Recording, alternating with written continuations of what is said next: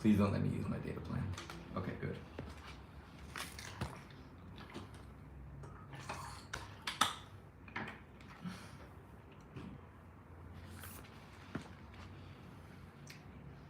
For some reason I feel like it's too low. If I had something else, I mean I have another box. I can put this controller under. That's so awkward. But yeah. I also feel like it's a bit close. Just a bit. But then when I push it away, it becomes too high. Not too high, but it's like it moves out of position. I don't know what else to place to make it more balanced. But anyways, I assume the view here is good.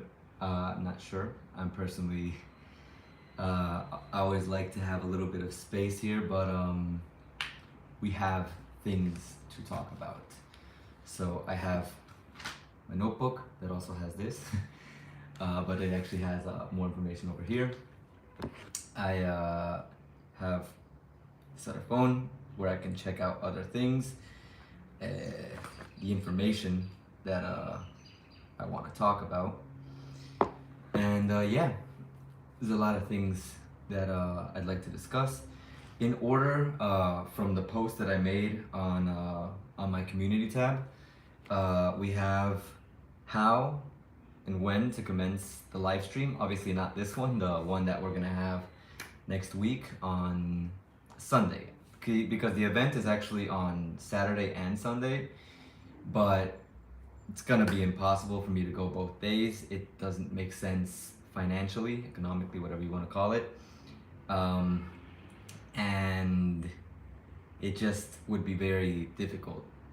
If I lived there, hello Andres, if I lived in Guayaquil, I'd probably say, in Guayaquil, I'd probably say that it would make more sense for me to go both days, but I don't. I keep hearing it's very difficult to live in Guayaquil, so even going one day worries me. I know I'm always the one saying that, yeah, you know, be careful, Guayaquil. You see it everywhere on news and everything. It's very dangerous, but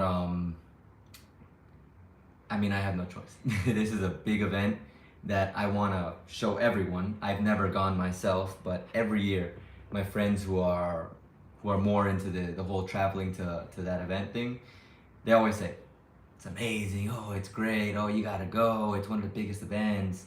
I think there's another one, another big event in Quito, but I've never gone either. It's kind of hard to get me out of the city if it's not for something like recording, and only since this year have I actually started doing live streams out of my house. Live streams that are like this, geared towards this kind of thing, because I know not everyone is a fan of anime, but I do want to emphasize that even though the event is anime and comic related, because it's Budokan, it's an event that's dedicated to that. I don't think the only focus is gonna be that, at least for me. When I go there, I do want to show the area, because the place that the place it's gonna be at, I kept seeing it, is the Palacio de Cristal, the Crystal Palace, I guess you would call it. I don't know. It sounds really cool.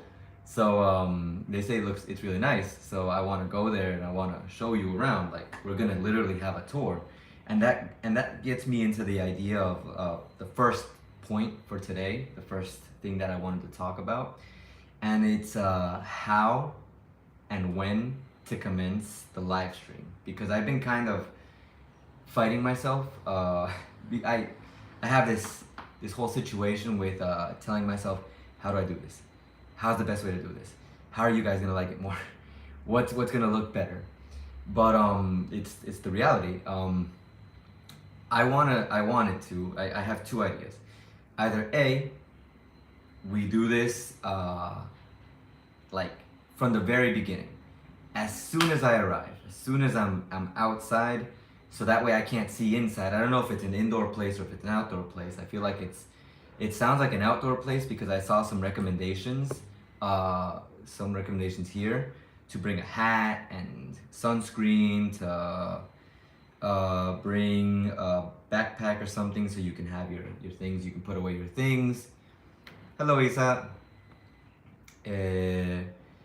We have, they also say a water bottle and comfortable shoes.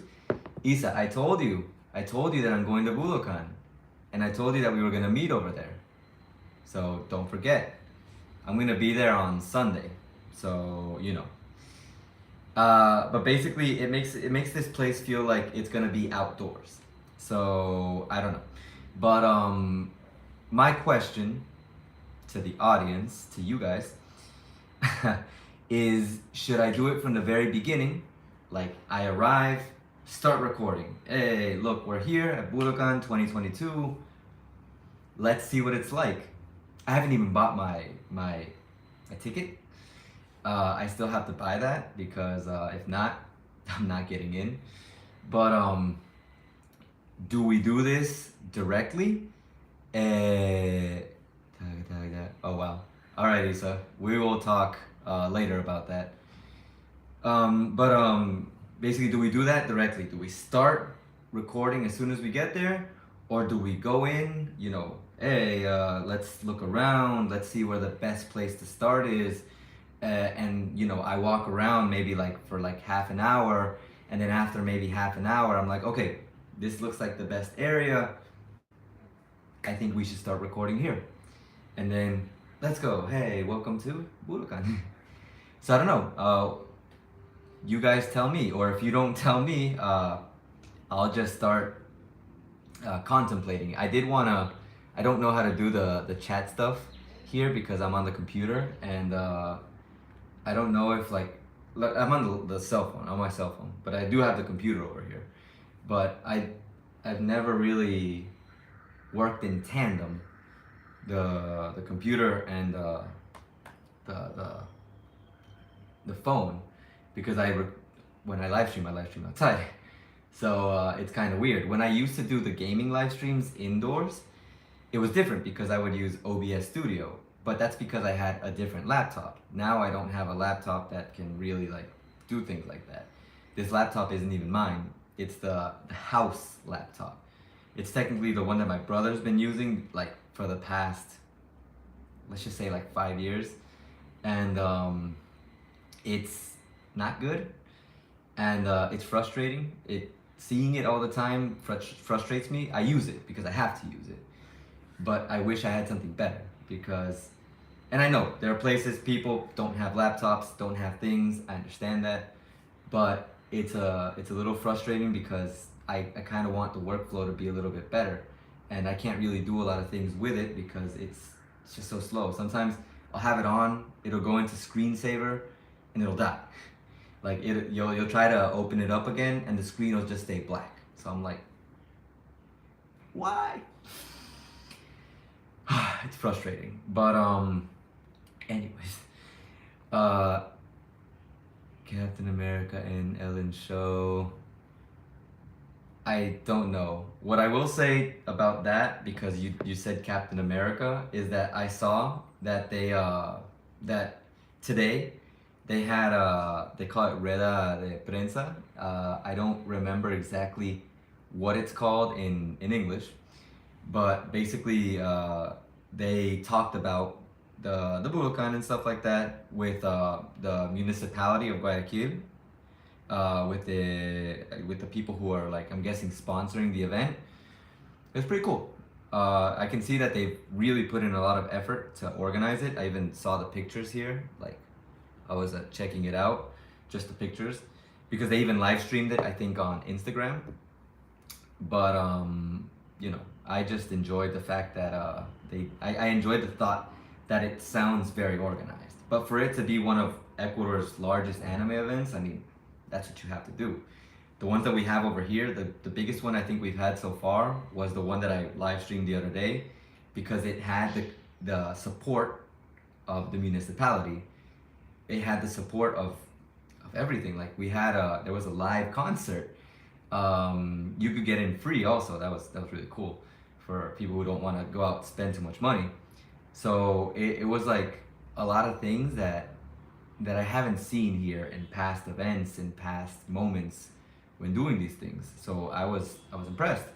And the way Budokan sounds, it sounds much more impressive.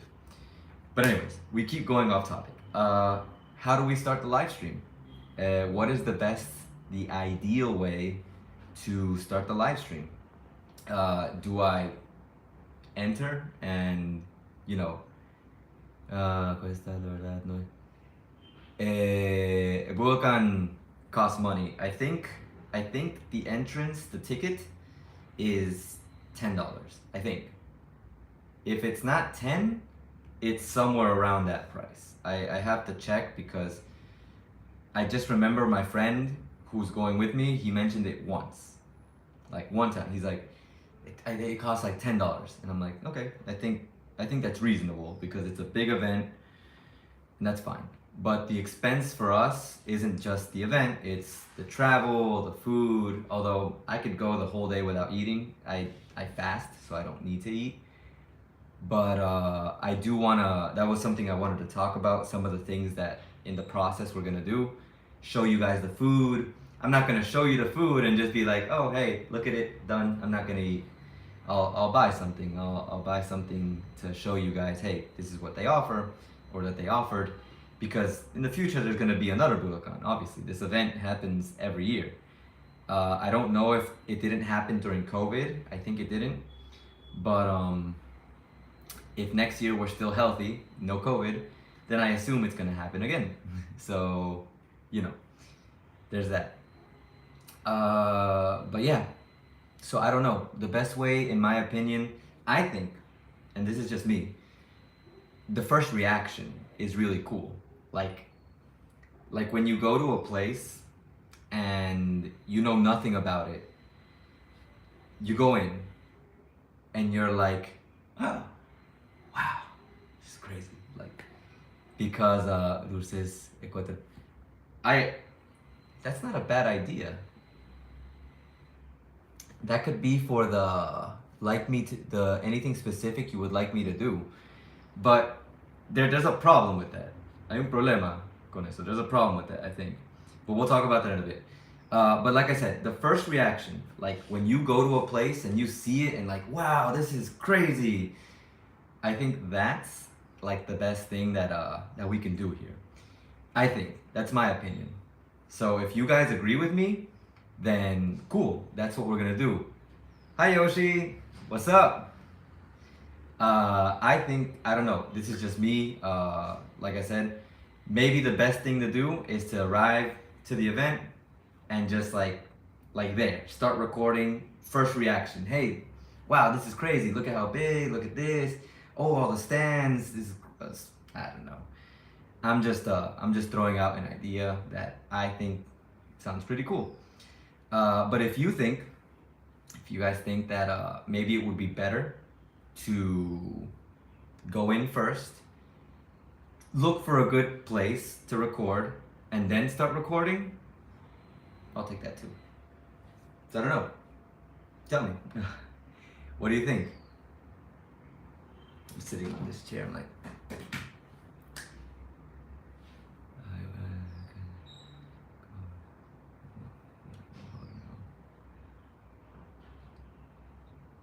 I mean, promotions, I mean, I've never promoted anything I don't believe in.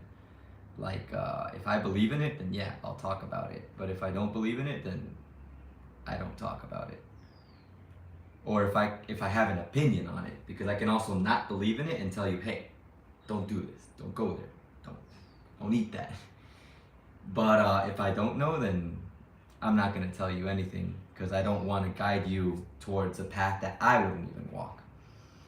But yeah, I don't know. Any thoughts? What are you planning to do for Budokan? A lot of things. I don't have a solid, like, I want to go and I want to walk around and obviously take pictures, or, well, I'm not going to be able to take pictures because my phone is going to be recording. But the first thing that I wanted to organize was how to start the live stream, because when I go to Budokan next week Sunday, because I'm going on Sunday, that's my plan. Unless something changes, so far it's Sunday. So I go, I arrive. I don't know if it's an indoor place. I should have looked that up first. But if it's indoors, I was thinking, hey, how about we start the live stream from outside? Hey, we're here, we're about to check out what it's like so you guys can see my first reaction. Of course, that would be great. But I don't know, if you guys think it would be better to, instead of first reaction, do the reaction inside, like, hey, I'm already inside, I checked it out. It's pretty crazy, because I can choose a better position maybe inside to start recording. But that's why I need feedback. We need to plan this. Like, what do you think is ideal? That's why I'm kind of like lost on that. I want to start it, like in my opinion, I think the best way to start it is outside. I go in and hey, wow, crazy. This place, I've never been here. I've never been to this event, and I can't believe they have these things, because I know it's going to be very different from like when I'm over here. The event over here that we normally have is in the cultural house, La Casa de Cultura, and it's typically very small, and you walk around once, like, and you're done. You can check out some stands, and sometimes they'll have the live stuff, like some people will be singing, they'll do trivia, and that's fun. I like it, but it just feels reduced in scale.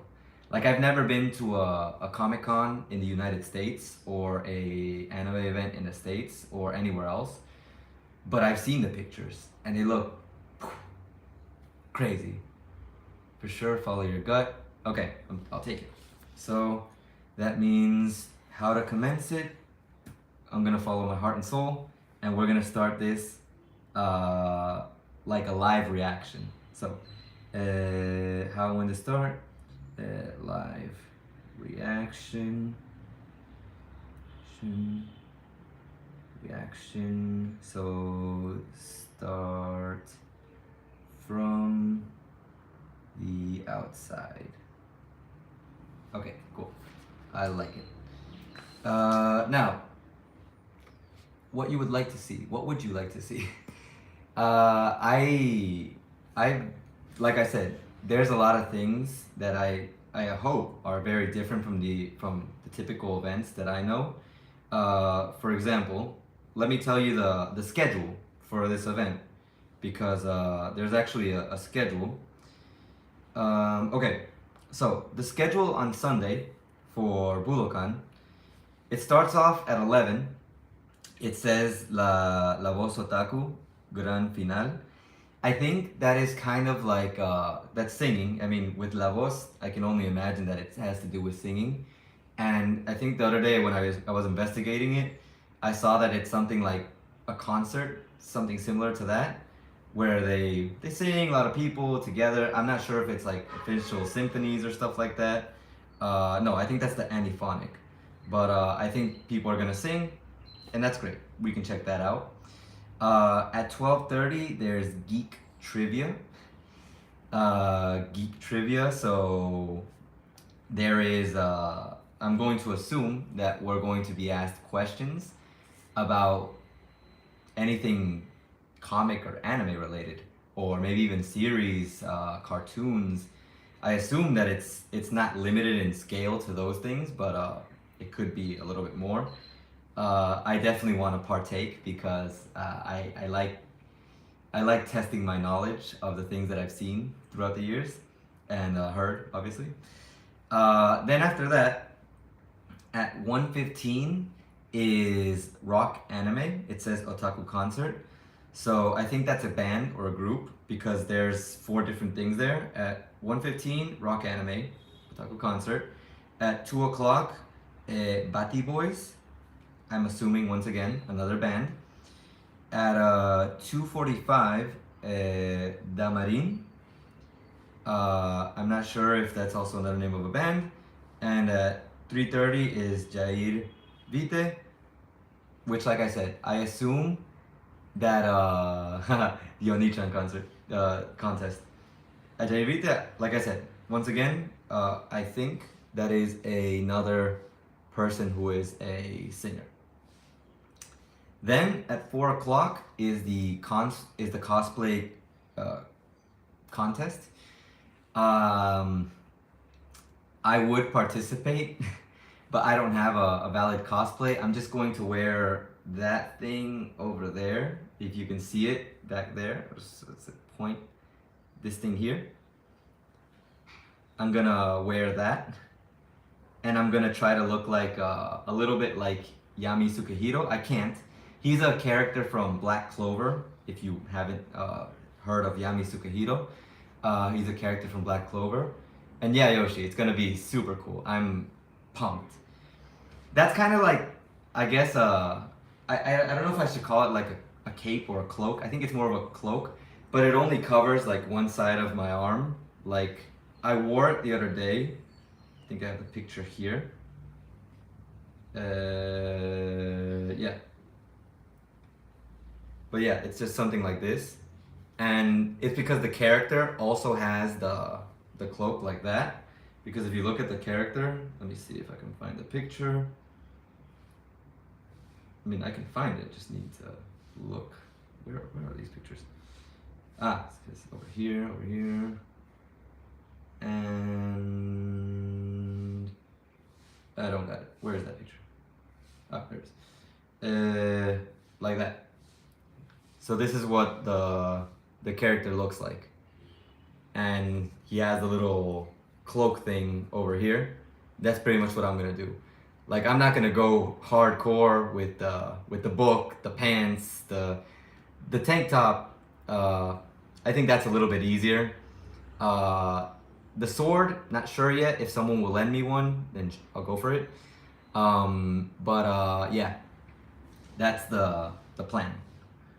I'm gonna just go like that and represent Black Clover, Yami Sukehiro, and hopefully it goes well. I don't think I can participate in the cosplay contest like that, because it's not really even cosplay. It's just me kind of like having the accessory of one of the characters of the anime that I really like. And it's not my favorite anime. I just really liked how it looked like, the simplicity, because I don't think I could go hardcore on a cosplay. Not now. Maybe in the future. But yeah, that's the strategy so far. At least that's 4 o'clock. That's the cosplay contest. I keep confusing concert and contest in my mind. It's because this is in Spanish, and I keep okay. At 5, there's gonna be this person called Gerardo Reyero, and I think a lot of us who don't live in Ecuador, we don't know who that is. Like, I live here now, obviously, but like, or in Latin America in general, we don't know who that is, because he's a voice actor, but he's a voice actor for the characters in Spanish. Specifically, the voice that apparently is one of the most popular ones is Frieza. So this guy, he does the voice of Frieza in Spanish. The official dubbed voice of the Spanish dubbed voice of Frieza is done by Gerardo Reyero. And then after him is Eduardo Garza. And Eduardo Garza is the official voice of a few characters. I'm looking here on the picture that I have over here. Looks like Meowth, apparently The Rock, Escanor, and Nick Fury from the Avengers, and Skinners from The Simpsons. So these are the guys. Basically, if you look at the image, this is just the promotional image for the event. But these are the guys who are going to be there, the special invited guests, some of the main ones who are voice actors for the characters that you can see around them. And I mean, I think it's pretty cool. that everyone gets to meet someone who pretty much is the voice of one of their heroes or one of the guys that they grew up like listening to.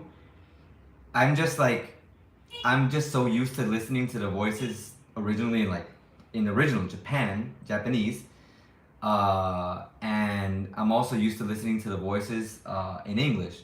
So I didn't know these characters. I didn't know them. I didn't know the people who were behind the voices in Spanish. So I was kind of like, okay, I didn't know that that's how it worked. Um, but it's cool. I mean, it should have made sense. The voice actors in Japanese, I don't think they know Spanish. And no, I don't speak Japanese. I only know like the most basic words from so many years of anime. Like you hear them so repeatedly, you see them in the titles that when they're translated, you know what they are. The one that I like always remember is Sekai because Sekai means world. I'm not sure if it specifically means world because like you can also say Earth, and Earth is like thinking of the world. But I'm guessing it's just Sekai because whenever there's a sentence that says "Oh Sekai," it talks about the world. So I'm like, okay, I know that.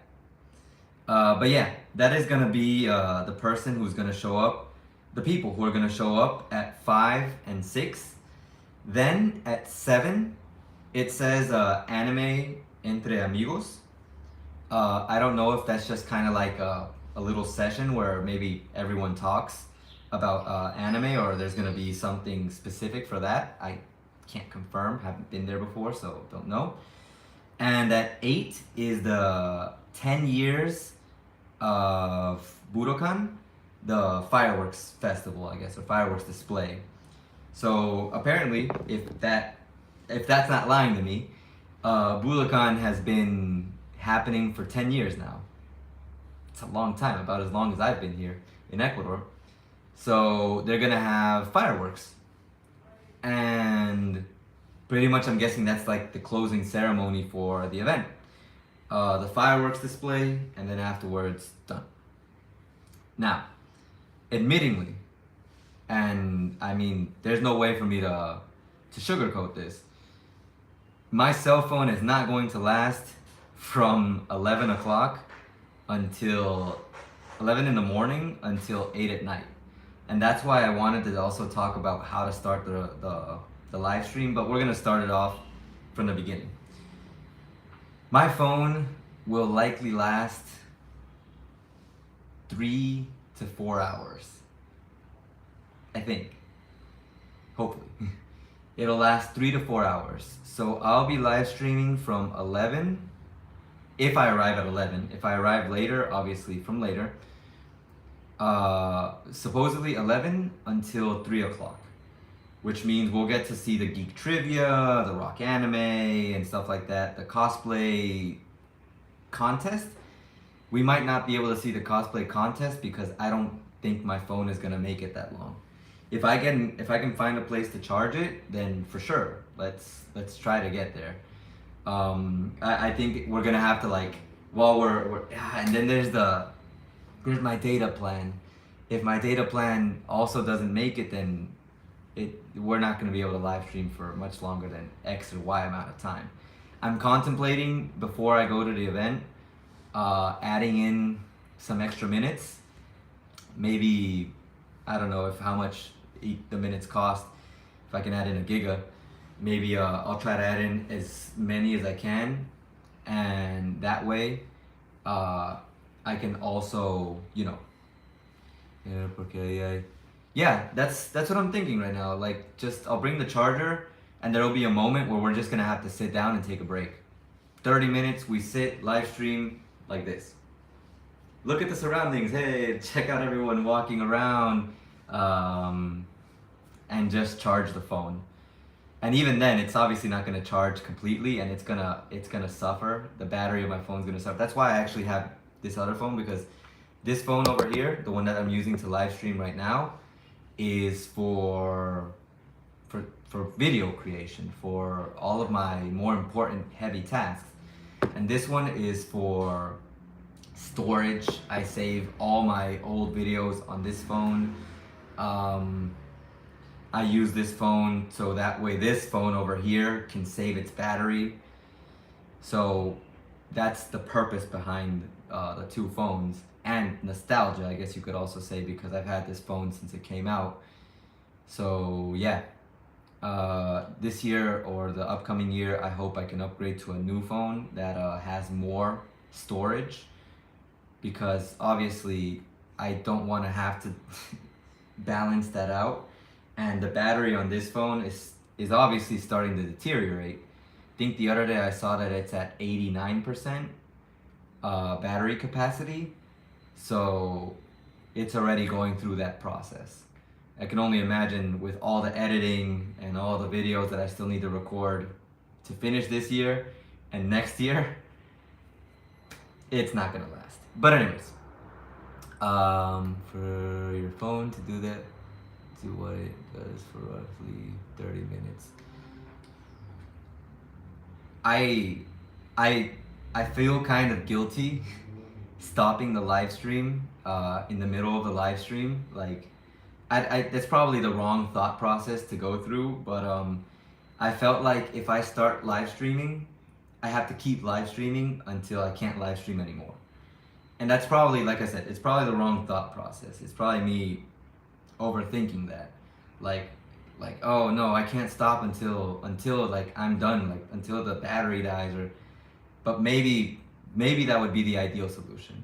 We do the introduction, we go in, we walk around, we have a little bit of a to see if it's fun, because maybe the fun stuff comes later. And if the phone dies, if there's no more data to record, to do the live stream, then we're gonna miss the fun stuff. Like, I'll be there, but I don't want to be the only one to enjoy this. Like, the point of the live stream is for all of us to enjoy this. So I'm kind of like fighting myself. Like, what do I do? And I think I'm just gonna have to end up doing that intermission. It would probably make sense if the beginning is kind of like like we can walk around, have fun for like an hour or two, and if it just seems boring after that, switch it up. We take an intermission, we come back and live stream after about when I see something cool, and then we just keep it going. So it might be like Budokan part 1 and then Budokan part 2. That might just be the only way to do this. I'm gonna have to write that down, because that might be what we're gonna have to do. Possibly live stream in 2 parts. And in parentheses, check if boring / fun. Okay, so far the thought process behind this is to have the live reaction from the outside, and then possibly live stream in 2 parts. If it's boring, obviously split it in 2. If from the beginning we're having fun, we just keep going until the very end. That's the current thought process behind this live stream, at least the way that I want to play it out so far. I can't be sure that that's going to be the ideal thing to do, but here's hoping. Anyways, so now we have the beginning, we have the possibility of live streaming in 2 parts. Now, is there anything specific you would like to see, or anything specific you would like me to do? The idea of bringing snacks for the people who aren't from there, like maybe there will be there is going to be one person, invited guest. I don't know if they're gonna be there the first day. No, they're gonna be there the first day. But if I see that person the second day, apparently she's a famous Korean TikToker. I think it was Korean. If she's there the second day, or is she from Taiwan? But if she's there the second day, then maybe I can offer her an Ecuadorian snack.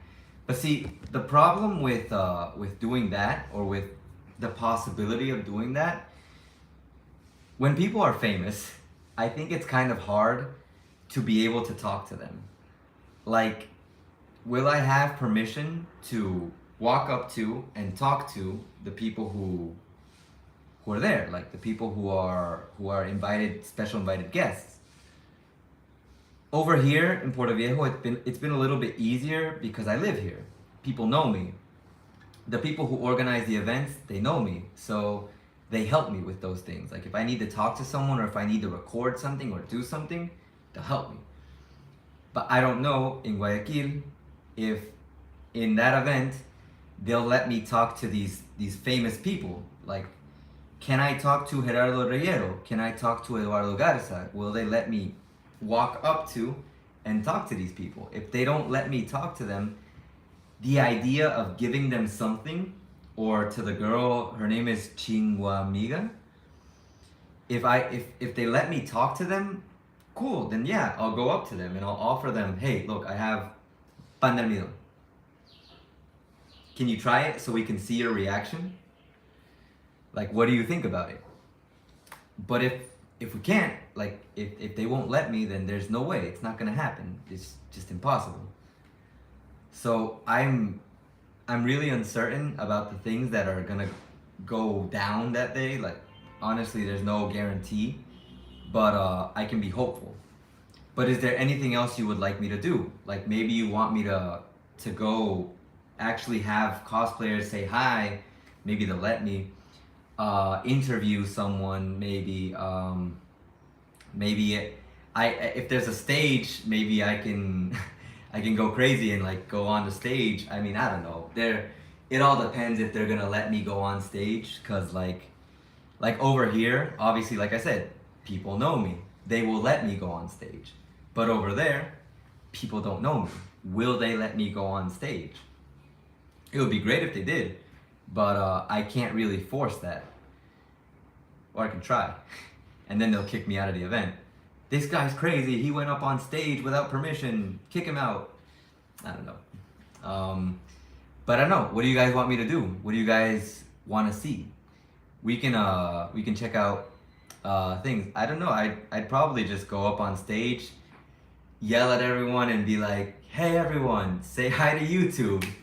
That would be mega super out of my comfort zone, especially in a place that I'm not from. I'm living in Puerto Viejo, so I don't live in Guayaquil. No one knows me, but screaming to everyone, "Hey, say hi to YouTube," and it would be so awkward for no one to say anything, or for everyone to just be like, and then I'd be like, oh boy. So I don't know. I mean, I can do that. If that's what you guys want to see, I can try it. If they'll let me on stage, if there's a stage, be like, "Hey everyone, greetings, say hi to YouTube." Man, just thinking about it makes me feel kind of nervous, and already embarrassed before I've even done it, because it would suck if no one said anything.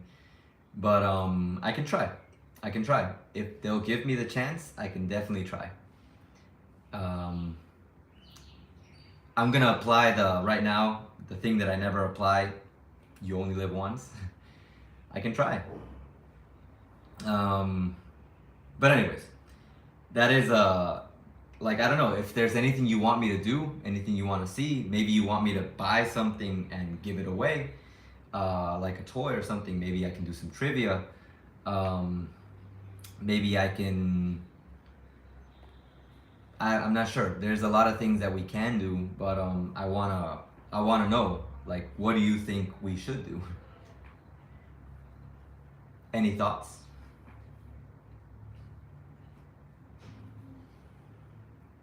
I have ideas. I don't know if they're the most executable. Like I said, we can interview people. We can maybe give away stuff. I don't really have a lot of money to give a lot away, but maybe I can buy a small figure a keychain or something, and if I see someone and I ask them a question, maybe an English question like, oh hey, tell me something in English. Like describe your favorite anime in English. And if they can do it, I give them something. Or hey, tell me about Ecuador. Tell me about the best place to visit in Ecuador in English. And I can give them some. That actually sounds really cool. Hold up, that was a good idea. We can ask the question. So ask someone what their favorite place, or maybe even food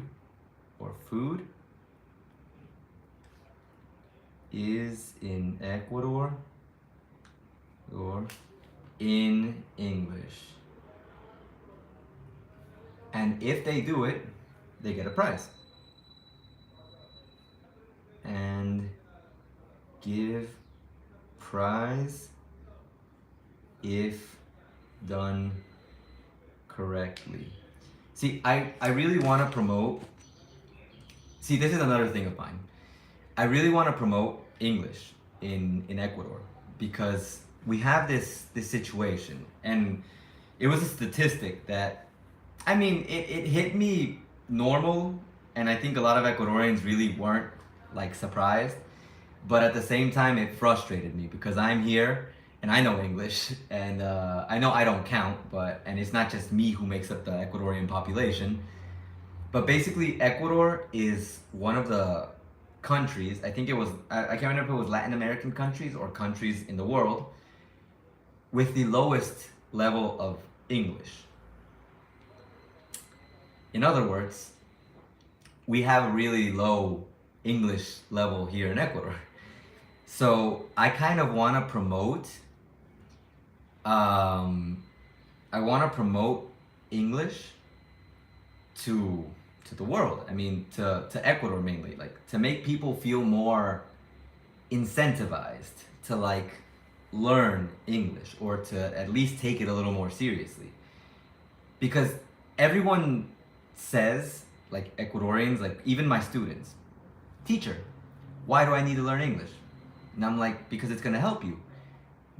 And they're like, when? I'm never gonna leave the country. I'm like, it's a hard question to answer when you put it like that. But I do tell them, like, you never know. Someone from another country might come here. They don't know Spanish, but maybe they know English, because that's like the universal language. Maybe someone will offer you a job, and one of the requirements is know English. If you know Spanish, good, but you need to also know English. So I wanna promote English. I want people to try to speak more English. And maybe through contests, through pushing people like this, they'll want to learn. Who did you get so great? How did the point? It sounds like you sound like an.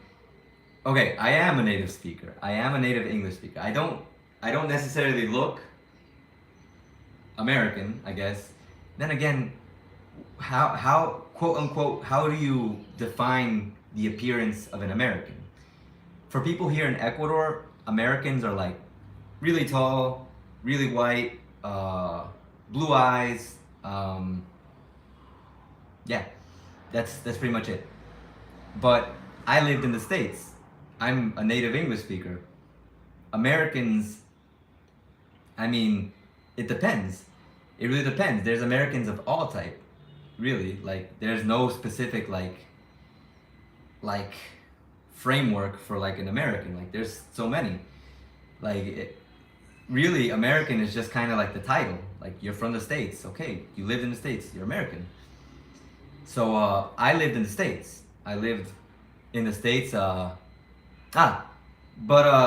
I've been in Ecuador for like 10 years. Before that, I was in the States. I studied elementary school.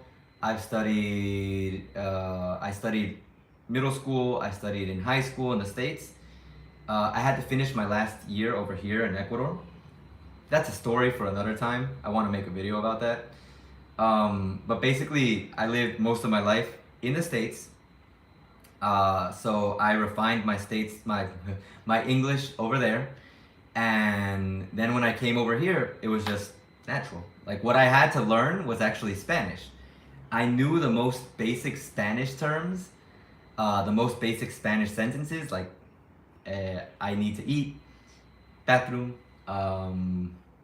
food, again. But I learned more over here. The process of being surrounded by the language, English, Spanish, any language you want, French, Japanese, it really does push you to learn that language. So when someone's contemplating how to learn a language, surround yourself by that language. Not necessarily be at the place, but like read it, listen to it, speak it. Even if you speak it badly, speak it. You practice and you learn. What made me move to Ecuador? Family decision. My parents decided to come here. Had it been up to me, and this was something, a little bit of a story time, because it was something that I actually talked about with my uncle, who is in the States. But he came over here like about a month ago, and we were talking. We talked a lot, because before I came to Ecuador, I was staying at his place. Like before, obviously, I lived with my parents, and then afterwards, before we came to Ecuador, we stayed for like a few months in my uncle's place, and then we came to Ecuador. And one of the things that we talked about over there, that we talked about again over here, was the fact that I should have stayed in the States.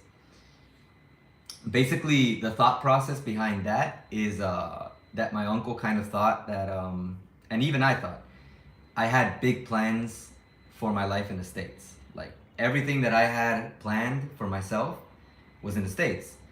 In high school, I was a track runner. I actually was on the track team. I was on the football team, but I was just kind of like, I was a bench warmer.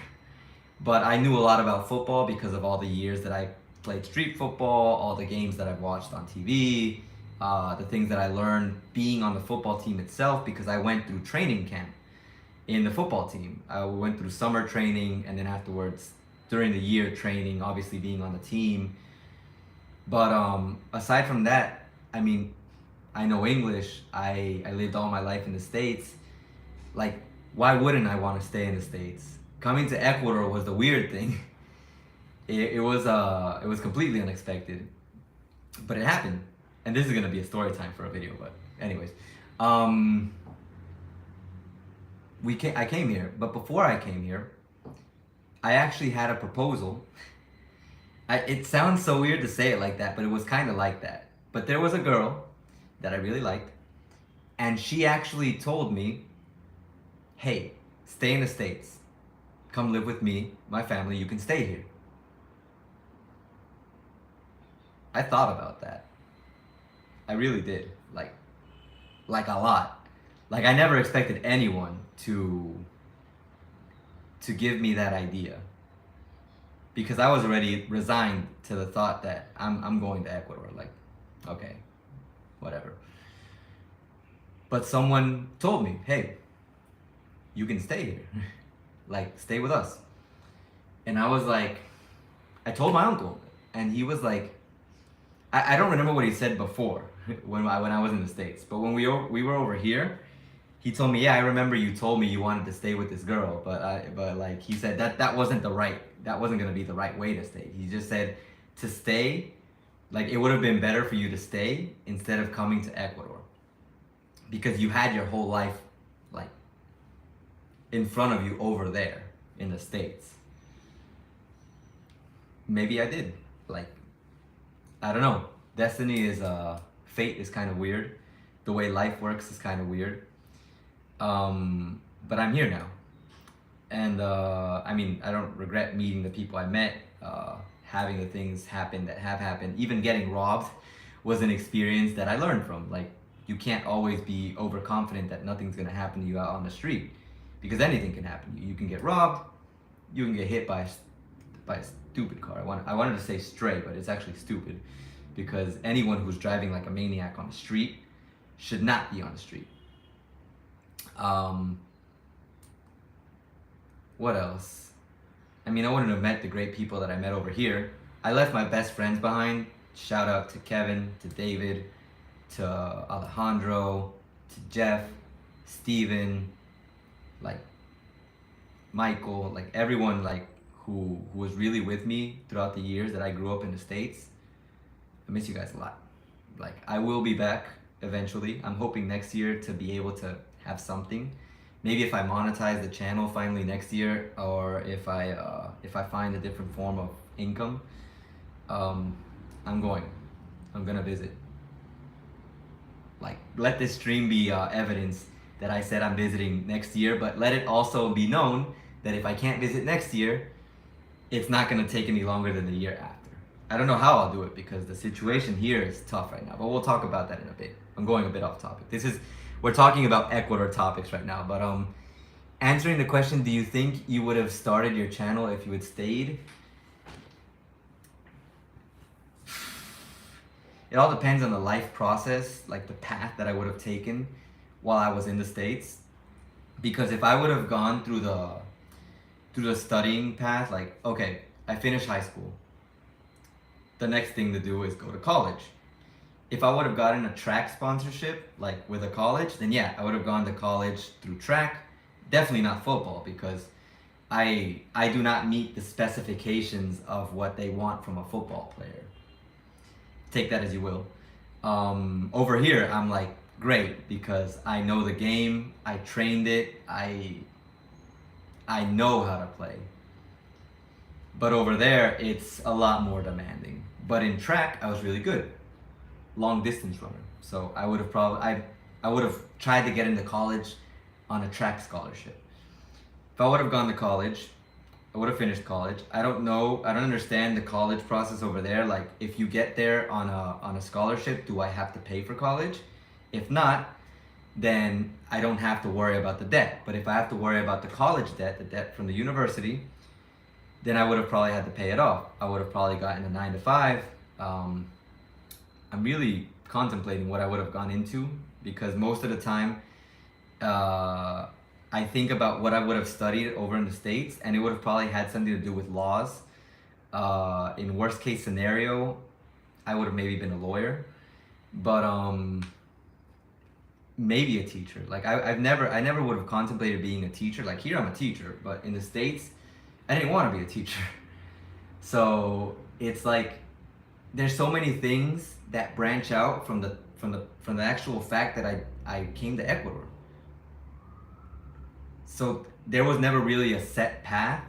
That's why I find it kind of like strange. Maybe my uncle had an idea for me, but my main idea when I was in the States before coming here was be on the track team, be on the football team, go to college through track or football, and become a track star, a football star, an athlete. Like, go through the athlete path, which is probably not the most ideal or sustainable path, but it was what was my dream. That was my dream.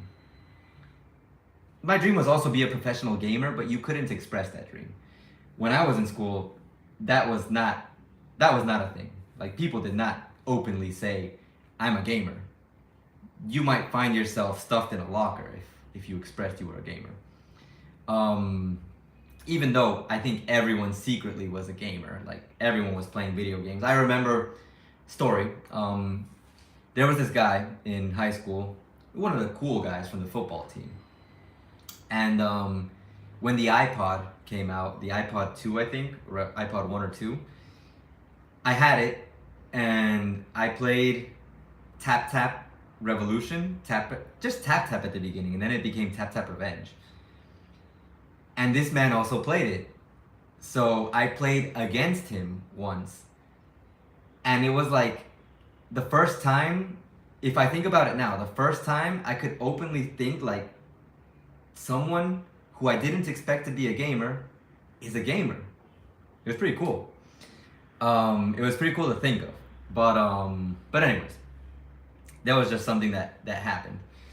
There were other scenarios, of course, obviously, where you just couldn't express it. Even worse with anime.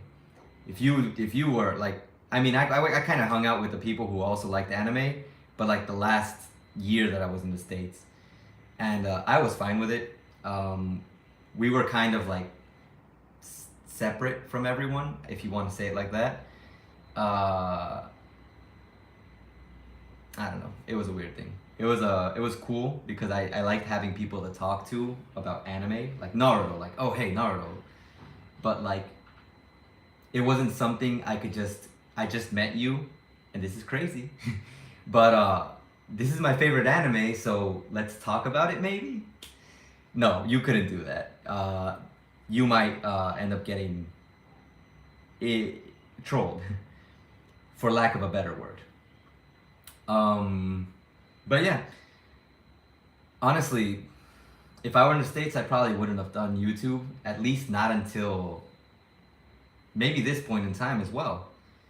Like, because the thought process of doing YouTube here kind of came when the quarantine came. And being stuck indoors doing nothing, not my thing.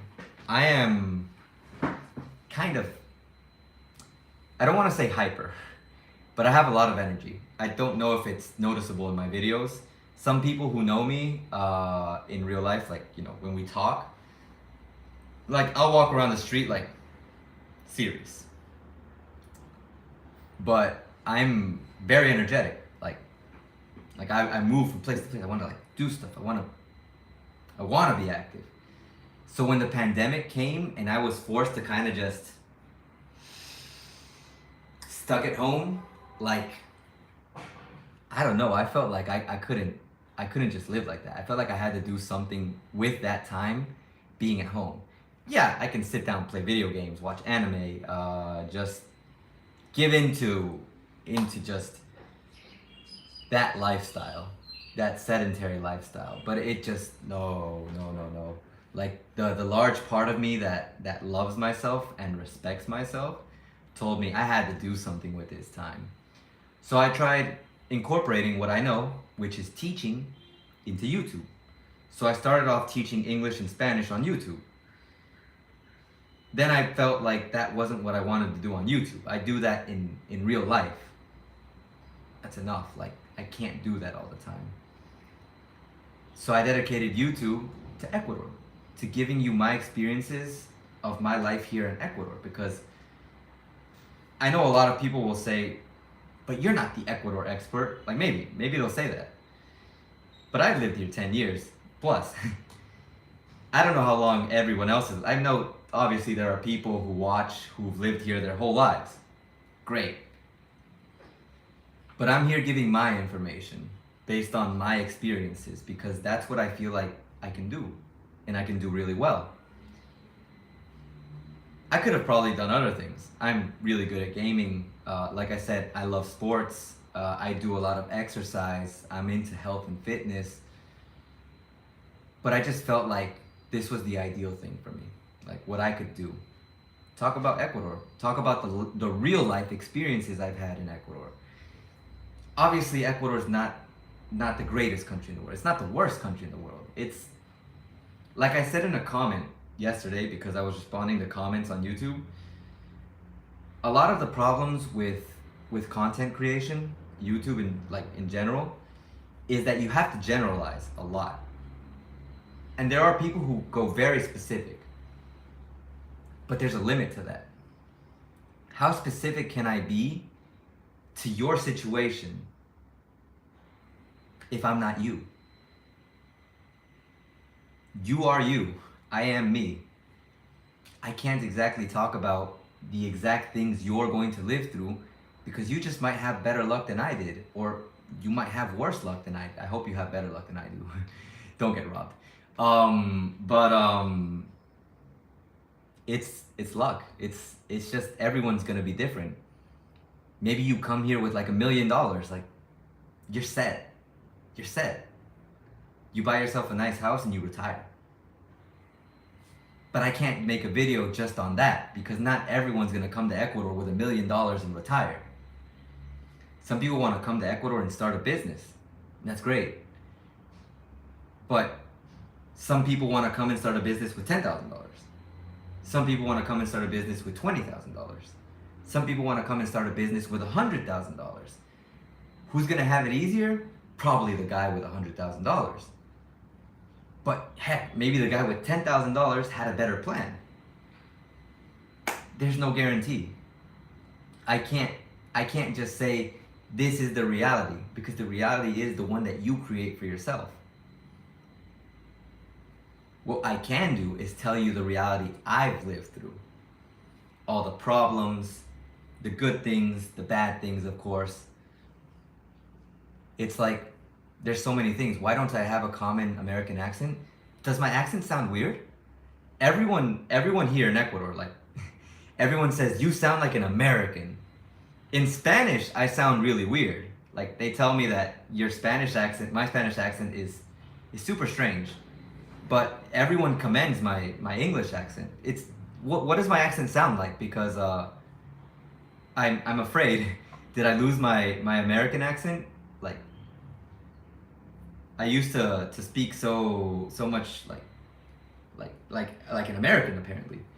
But now, if you're telling me that, did my English accent go away? Like, I don't know. Now I'm overthinking it. If I had to give a reason though for my accent like changing or modifying in any way, shape, or form, maybe it's because I also know Spanish. And when you learn another language, like my Spanish, I'm gonna say some things in Spanish. Mi español suena como alguien que no sabe español. O sea, mi español suena como alguien que sabe otro idioma y después aprendió español.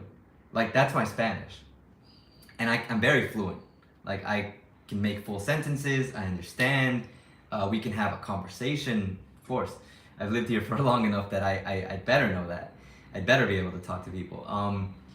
But I don't know if that's interfering with my L1, my first language.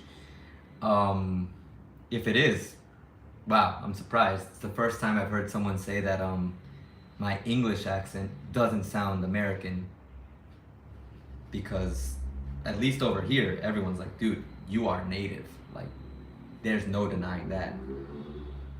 And if there were doubts, it's like, check out my writing. It's like, it's not so difficult to understand. Like, okay. Okay.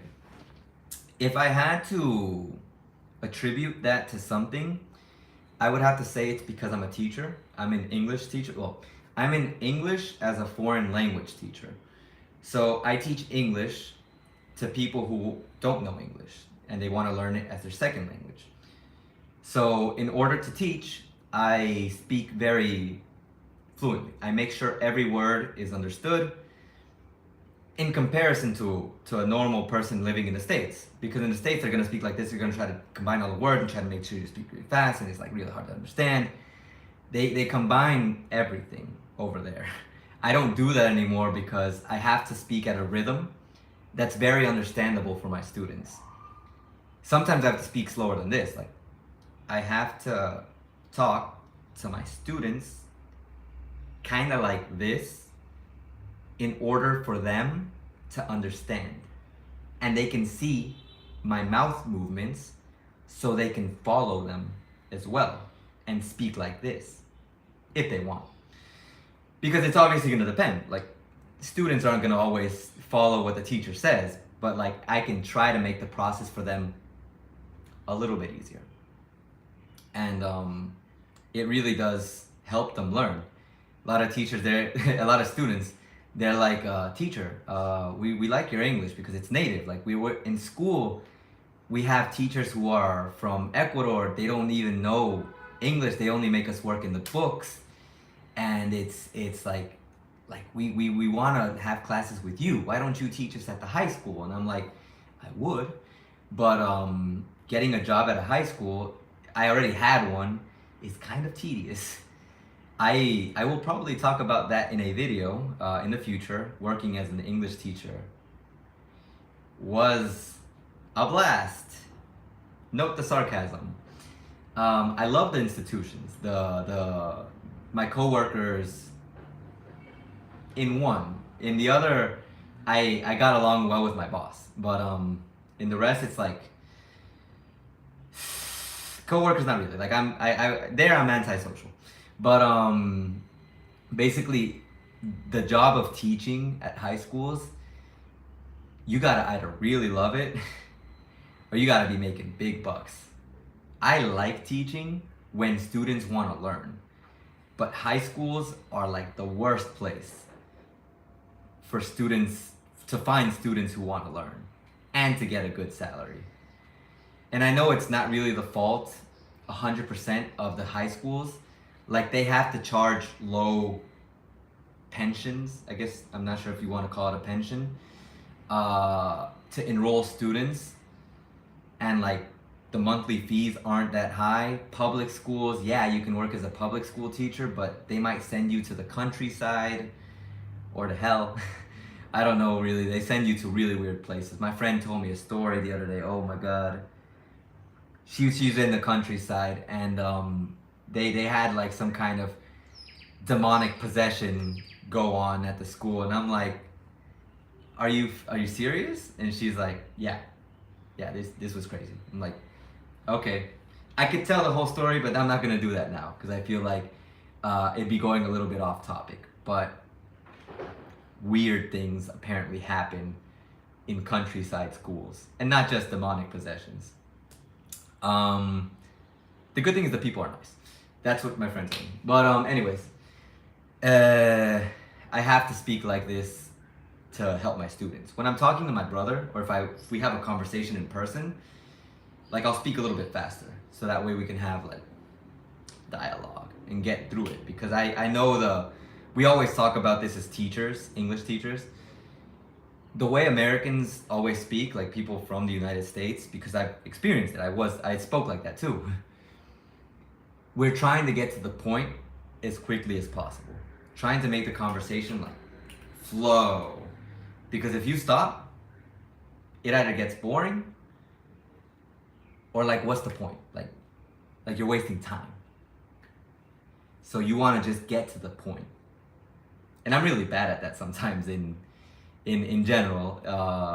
Like I'm probably like the exception, not the rule of what an American should be like. I don't always get to the point, and I speak a lot because I want to be as clear as possible. But yeah, that's the situation with my English. I learned English in the States, and I've just never lost it, which is good because there was also the option. It's not like I choose A or B, but like a lot of people who learn a second language and they live in the country with that second language, their first language becomes kind of iffy. And I'm not saying that I haven't forgotten words. Like I have forgotten certain expressions. Like I don't use them as naturally as before. Not a lot of them. The majority I know left and right, up and down. But there are some that I have problems remembering. Like I'll be trying to express something and I'm like, how do you say that in English?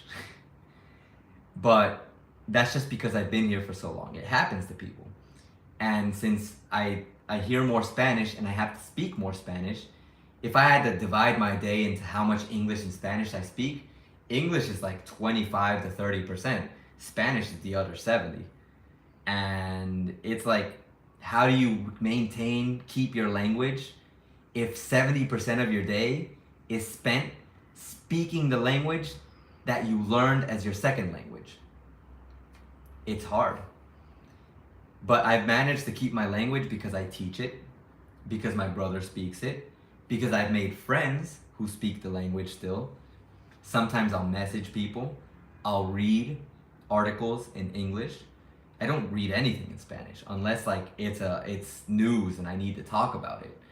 But like most of the time, everything I read is in English. So I've been able to keep my language because of that.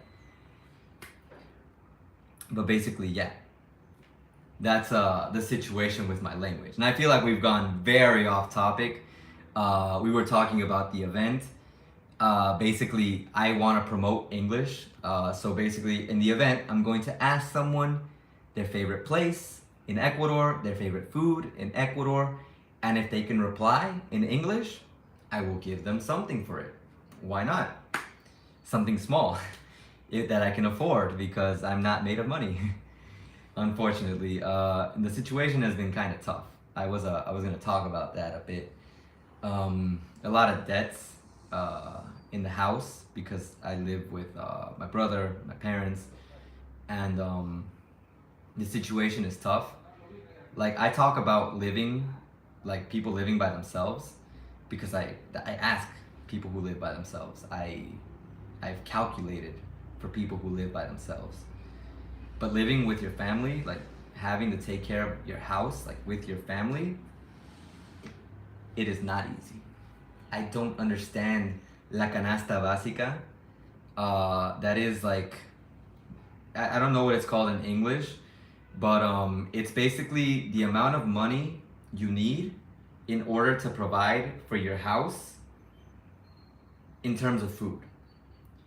And according to the la canasta básica, you need like $200 to live with your family every month to feed them. And I'm like, I'm looking at this and I'm like listening to this like $200. You mean weekly, right? And even then it's kind of a stretch because like it really just depends like how many people are living in your house. But imagine you have 4 people living in your house, right? Each person eats 3 times a day. I'm the only maniac who eats once a day because that's just OMAD. It's not a bad thing, by the way. I am okay. Some days I will not eat because I don't need to eat. It's fasting. Fasting is good for you. I also do it because I want to help in the house. Like, you know, oh, I'm not going to be an extra expense for everyone here. I won't eat, and that's fine. I can do it. It's not going to kill me. It's not going to kill anyone. Of course, I've gone through a process to be able to do this, but we'll talk about that later.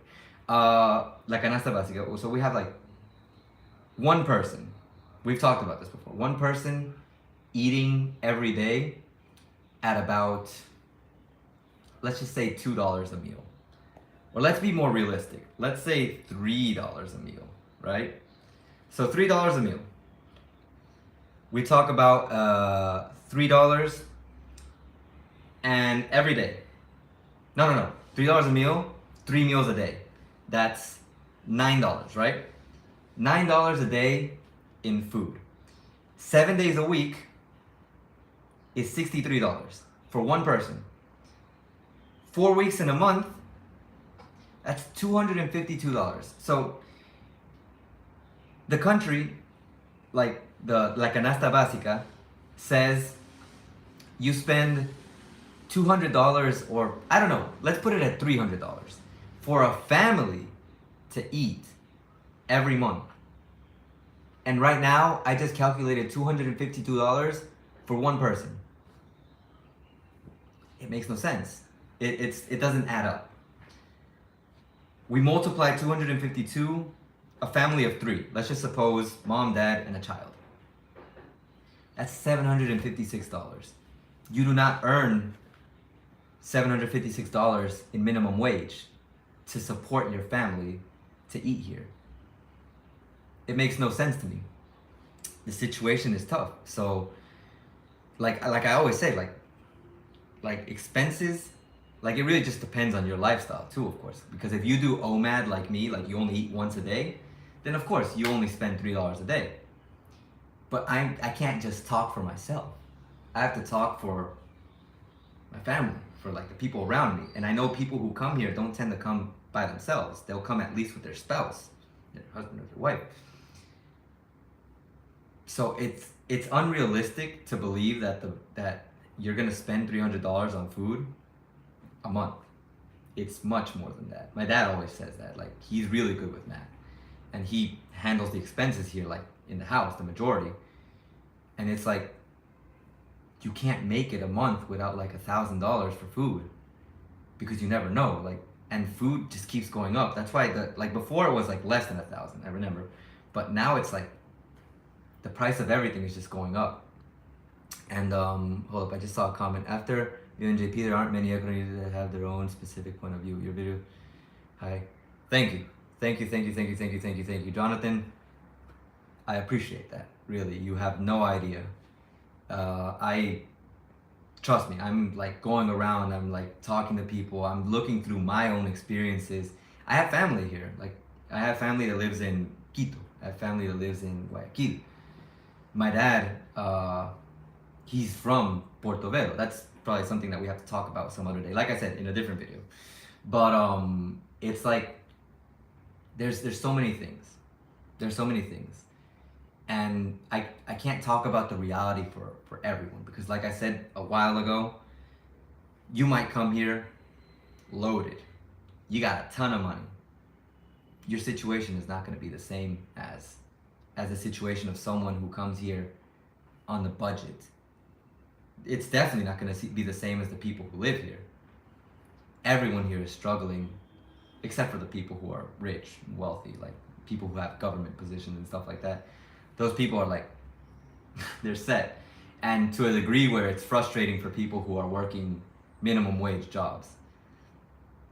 It's like, why do they get paid so much to do so little when the people in minimum wage jobs get paid so little to do so much?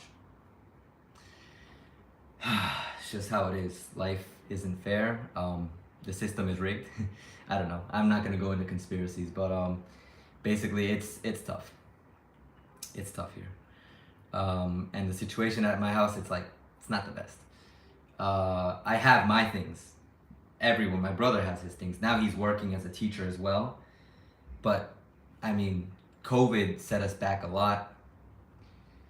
And we're not exactly a high class family either. Like, we don't have a lot of like money. Like, I'm lucky that like I live here, right? This is my room. Like, you could say this is like my house because I pay for like for stuff here as well. This is me. This is like my stuff. This is the stuff that I've bought for myself. This area where we live, it's my grandma's. But she charges us rent. Okay, all right, I understand. Business is business. I don't like it because I feel like it doesn't help for your family to charge you when you need the money. Like, I know everyone needs money, so that's why I kind of understand as well. But like we have this. My parents, like, we have our little place. We pay for the rent, and even then we have to pay for the food. Obviously, of course, everyone has to pay for food. And COVID set us back to the point where the business that my dad has, food business, he couldn't open for a while. He actually had COVID and like it set him back a lot. And like I helped during that time, like the money that I had saved, like I had big plans like for not just the channel, not just for me, like for everyone. Like we don't have a car at home. Like I have a motorcycle. I bought that years ago when things were a little bit better. I saved up money, like I saved. And I still couldn't buy it. I had to finance it. And I couldn't even finance it. The person who financed it was the person who was my girlfriend at the time. She financed it. Okay, cool. She financed the motorcycle. I paid for it. Never was late on a payment because I'm very dedicated to paying everything on time. And I would hate to ever like fail someone and something like that. That's just the way I am. So she helped me finance the motorcycle, paid it off. Eventually we broke up, obviously. That's why I said the girlfriend at that time. And now I have my motorcycle. It's mine. But we've never been able to afford a car because we don't have the salary to buy a car. I was working 2 jobs before the pandemic and during the pandemic until I was sick of it because I wasn't earning enough. I would earn from those 2 jobs, how much was it? From one job was around 300 to 400. The other job was also around 300 to 400. So on a good month, because in one job I earned hourly, and the other job was minimum wage pretty much, and not even. It was actually less than minimum wage. So I would earn in a good month about $800. I was saving that. Like people say, how do you buy a good phone? How do you buy a decent pair of glasses? Not even decent because they're broken. How do you afford the things you afford? I don't go out. I don't drink. People spend all the money on drinking here. I don't travel very often. Like unless it's for something video related, I'm not going anywhere. Like when I was in the university, we went to Los Frailes. That was a trip that university students, hey, let's go together. We all went to the beach. But that's a separate topic. That was, like I said, in better times. I saved like all my money, like all, not all of it, of course, but I saved as much as I could. And I was planning on buying a car before COVID. COVID happened, I couldn't buy the car. Like I wasn't earning. There was like 3 months where we didn't have work. The job that was paying me hourly, no classes, no pay. The high school, they ended up following the procedures of the government, and eventually they slashed the salary because classes were no longer in person, like they had to do online classes. So we started earning even less at the high school already paid low. And I understand, like I'm not trying to attack the high school. I was gonna say shit on, but you know, trying to avoid the bad language. I'm not trying to attack the high school. But the salary was low. I love the high school. Like I said, I got along with the boss. I still get along with the boss. He let me record, like I'm preparing a video to talk about education, and they gave me permission to record at the high school. So, like, I love them. They're great, but they don't earn enough to pay the teachers well, and that's a problem not just in that high school. That's a problem in a lot of private high schools. Not all of them, because there are private high schools that are paid very well. I know that. But not every high school has that. So I had saved for the car, like I had I had enough to come close to getting to finance the car, to be able to give the first payment. That's the one that, like, then you can start financing it, the entry price. My parents got COVID. We didn't have any money coming in.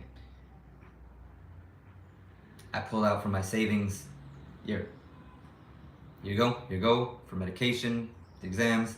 A lot of our family helped too, thank God, thank goodness. But obviously, as inside of the family, obviously as the son, like I'm not gonna just be like, oh no, let the family handle it. No, I helped. So I used all my savings, and we couldn't get the car. And you know, the ironic thing about the car is that I didn't want it. Like I have my motorcycle. I don't need a car. I have had accidents on a motorcycle. I've slid. I've took a spill. I've taken a spill. I've had bad moments with my motorcycle. I think like twice. That's why, on one hand, like I have this like scar here. Like it's hard to see, I think, but like it's from falling on the motorcycle. My watch, like I'd show you, but I don't want to have to like leave the chat. It would make me feel bad to go over there and get my watch, but my watch broke. Like that was my watch. That was that was like my favorite accessory, because I never used to wear this chain because I don't want to take it out on the street. Because the advice I give you, don't look like you have money, don't go out on the street with jewelry. I take it myself. I'm not gonna wear this chain out on the street and have it get stolen. The watch was like, the reason why I wore it was because I knew I was always on my motorcycle, or I was always in safe places. But it broke because I fell on my motorcycle. But anyways, I had my motorcycle. I didn't need a car. I don't need a car. I want it, and like I think it would be really nice, because if I had a car, like we could take these videos like places. On my motorcycle, I have to carry everything on my backpack. Like my gear, my stuff. If I want someone to accompany me, they have to agree to come with me on the motorcycle. And that's kind of like, some people don't want to. But if I had a car, that would be different. But leaving aside my own needs for the car, I want my family to have it. Like, my dad works like every day, literally every day, Monday through Sunday. My mom, she lost her job. Long time ago. So she hasn't been able to like help like here at home.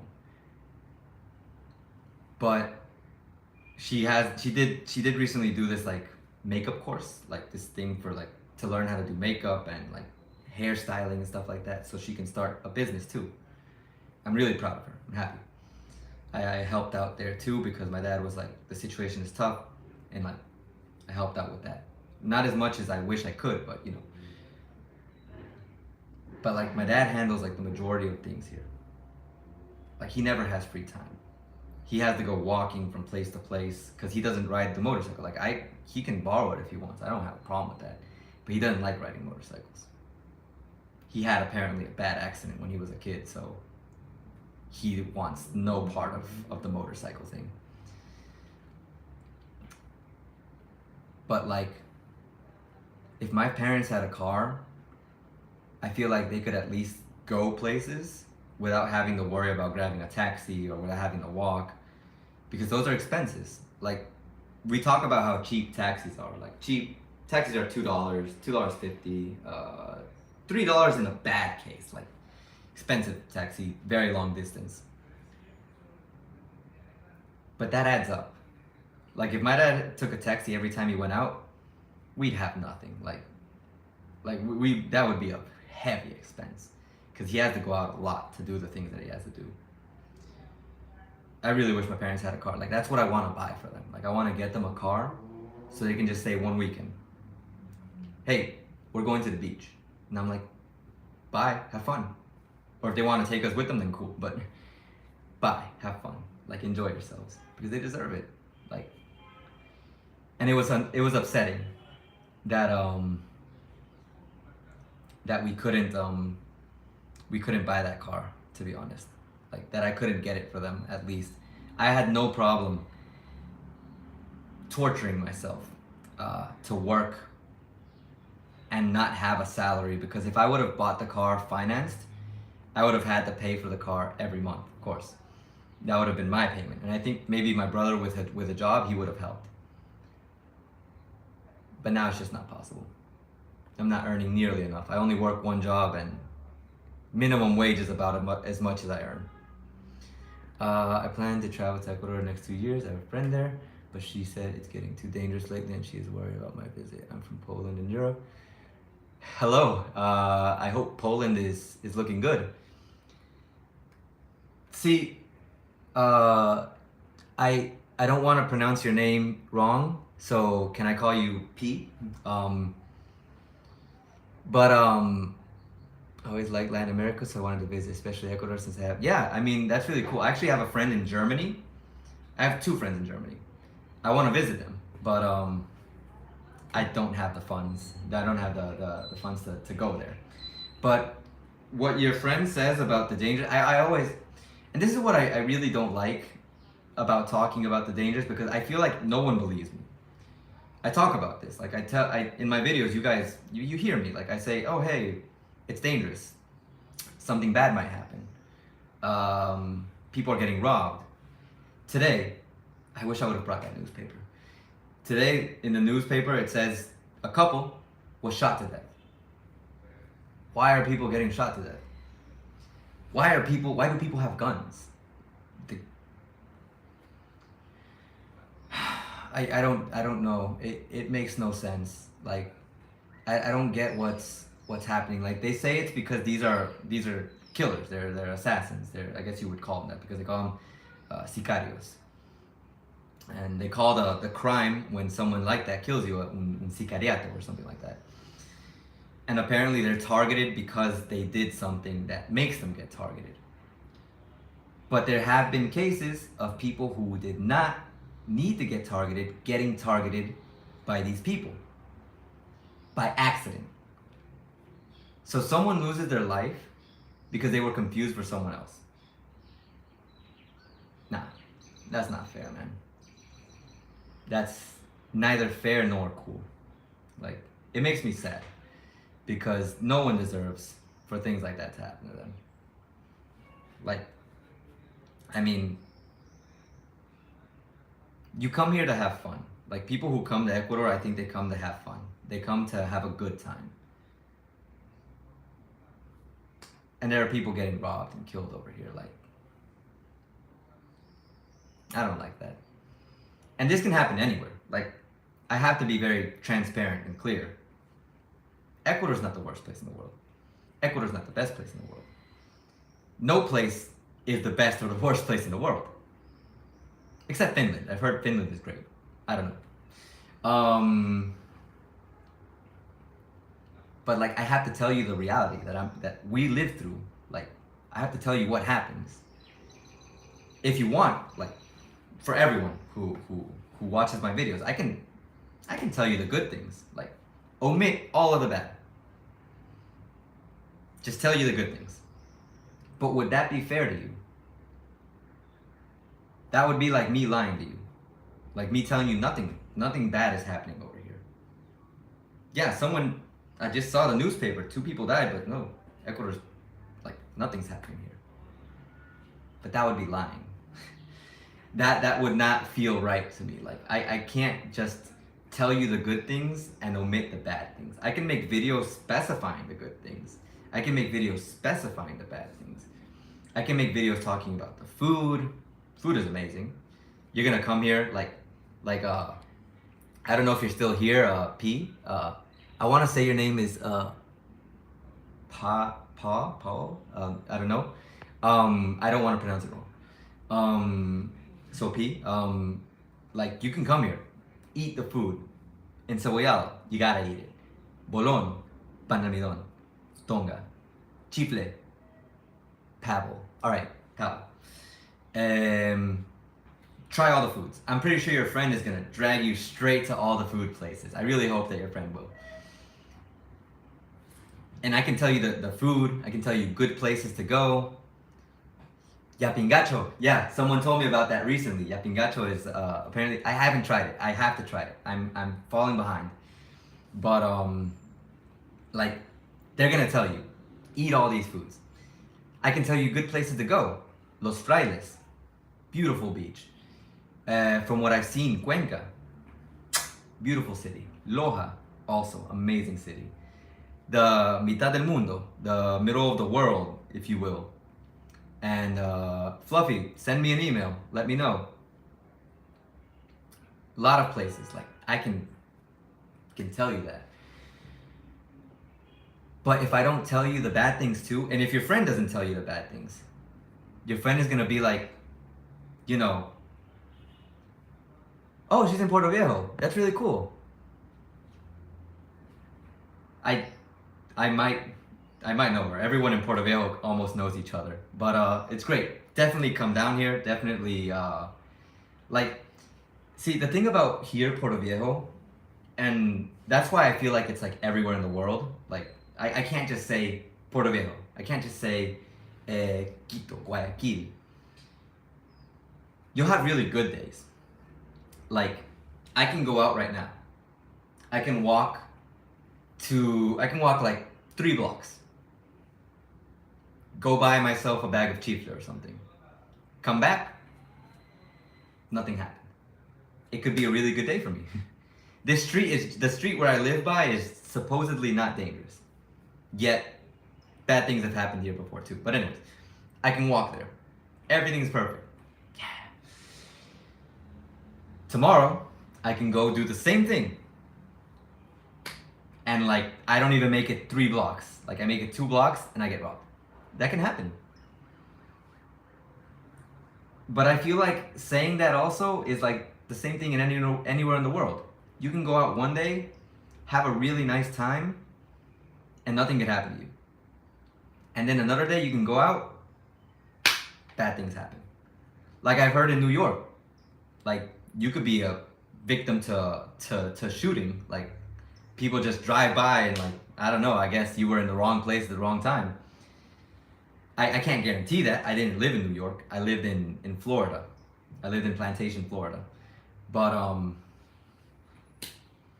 anywhere in the world, you can just have a bad day, go out, and something bad can happen to you. What I do try to do,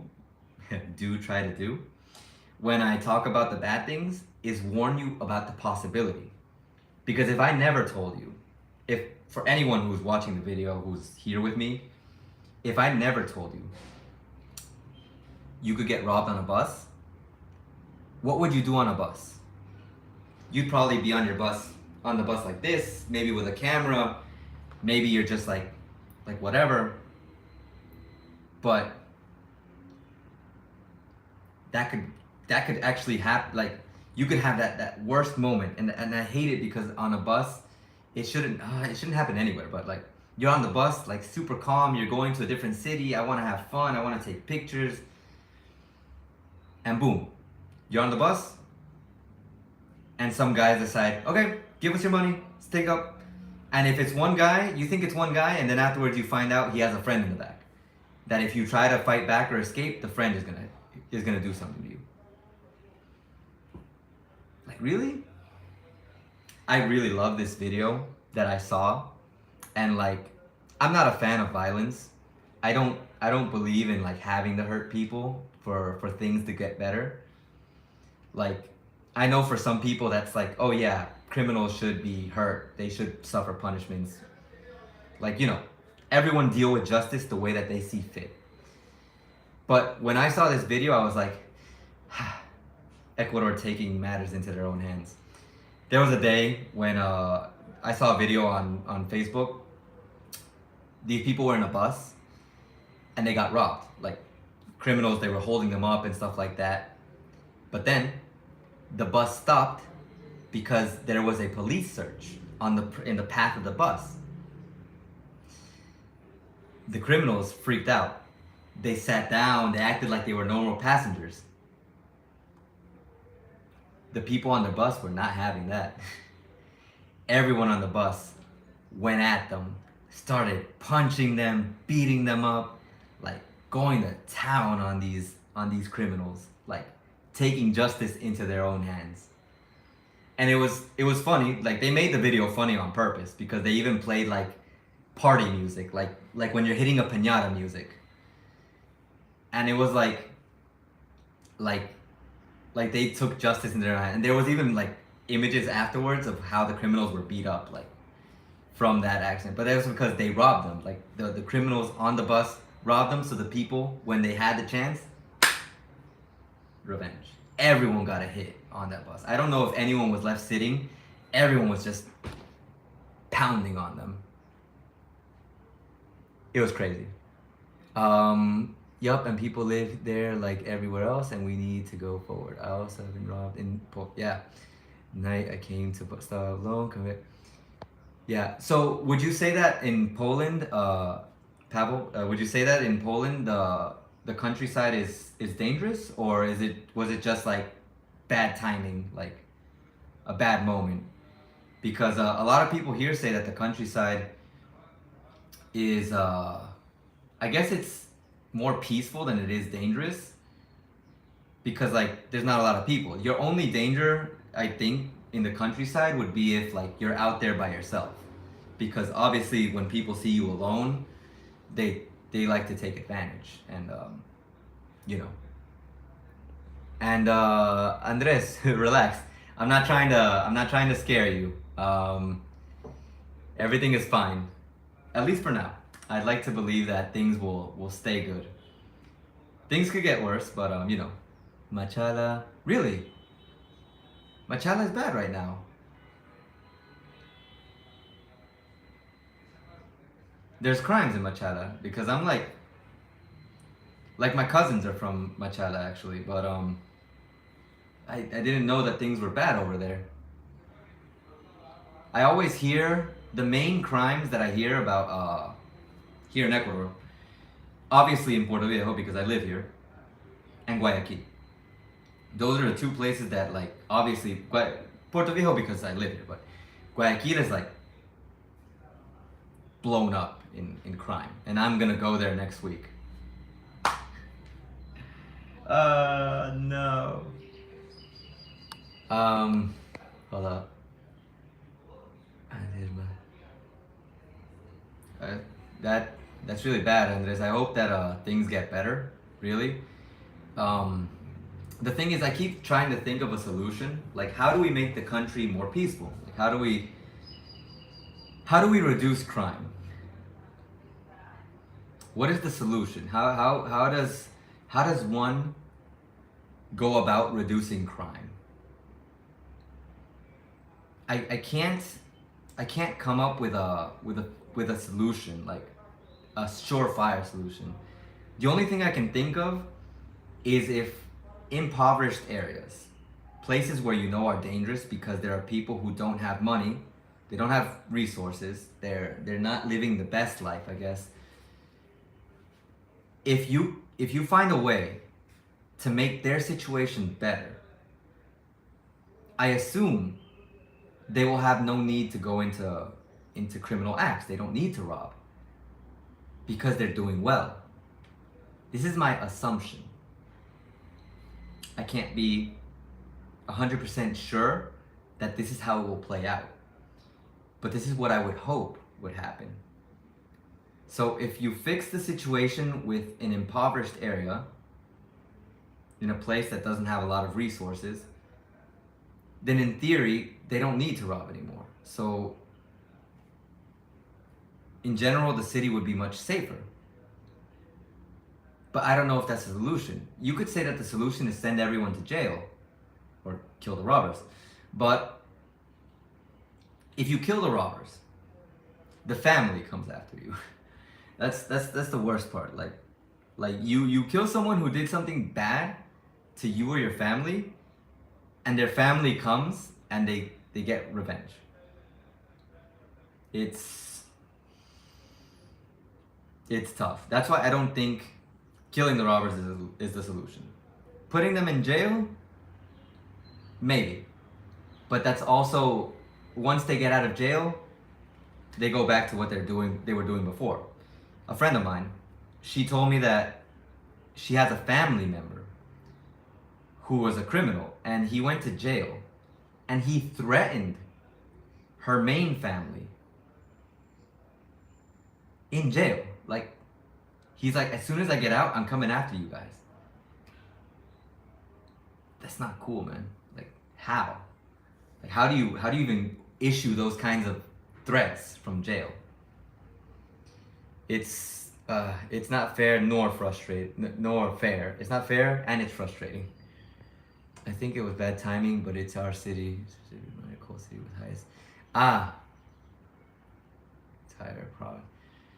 There are some cities that I guess I mean, that's why I can't assume that every city in the world is like super safe or every city in the world is super dangerous. My point of comparison is the United States, because that's where I lived. And I say that it's safer because that was the reality that I lived when I was in the States. I'm not saying I try to be fair and say that it's not guaranteed that United States is safer than Ecuador, or vice versa, that Ecuador is more dangerous than the States. These are just the experiences that I lived. I never got robbed in the United States. I got robbed in Ecuador. So what do I have to believe? It's just the realities we go through, and it's unfortunate. Rechargeable set of keychain alarm comes in 2 packs. They're very light. Oh, I feel like I've seen that, the keychain alarm. I've heard of it. I think in anime. I wonder if that would work here, because people, when they get robbed, like sometimes they're around people and people don't help. So I don't know if the alarm would just make it so that the robber gets scared, or if it would, I don't know, make the situation worse, because like, are you calling the police? Like, and then they threaten you. Oh my God, no. I don't know. I like the idea. I like it more if you're in an area where there are cops and maybe they don't see what's happening.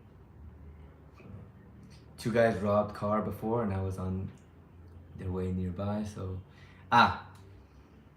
so it was like it was an unfortunate circumstance. The important thing, Pavel, is that you're okay. I think when we talk about crime, the most important thing is that nothing happened to you. As long as you still have life, anything you lose, you can get back. That being said, I don't want anyone to lose anything because money is very difficult to come by. But you know, as long as there's life, there's a lot of things you can still do. Solamente lo creo quizás no tengan familia porque ciertas ocasiones son extranjeros, no quiero decir. Okay. That can also happen. I forgot about that. The criminals in the country aren't necessarily from the country. That's what you're trying to say. And that is true. I didn't think about it because I forgot about it, but that is true. A lot of the times you get robbed not by people who are from here, but by people who need money, who came from different places that aren't here. And yeah, I'm not going to talk about nationalities either because we can't be 100% sure. But that is very true.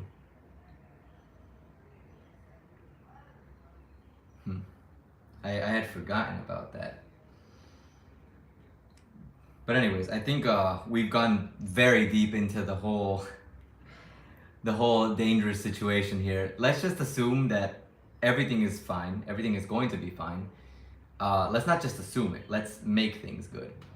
Like I said, if you're ever worried about something, take the necessary precautions and you'll be less likely to go through something bad.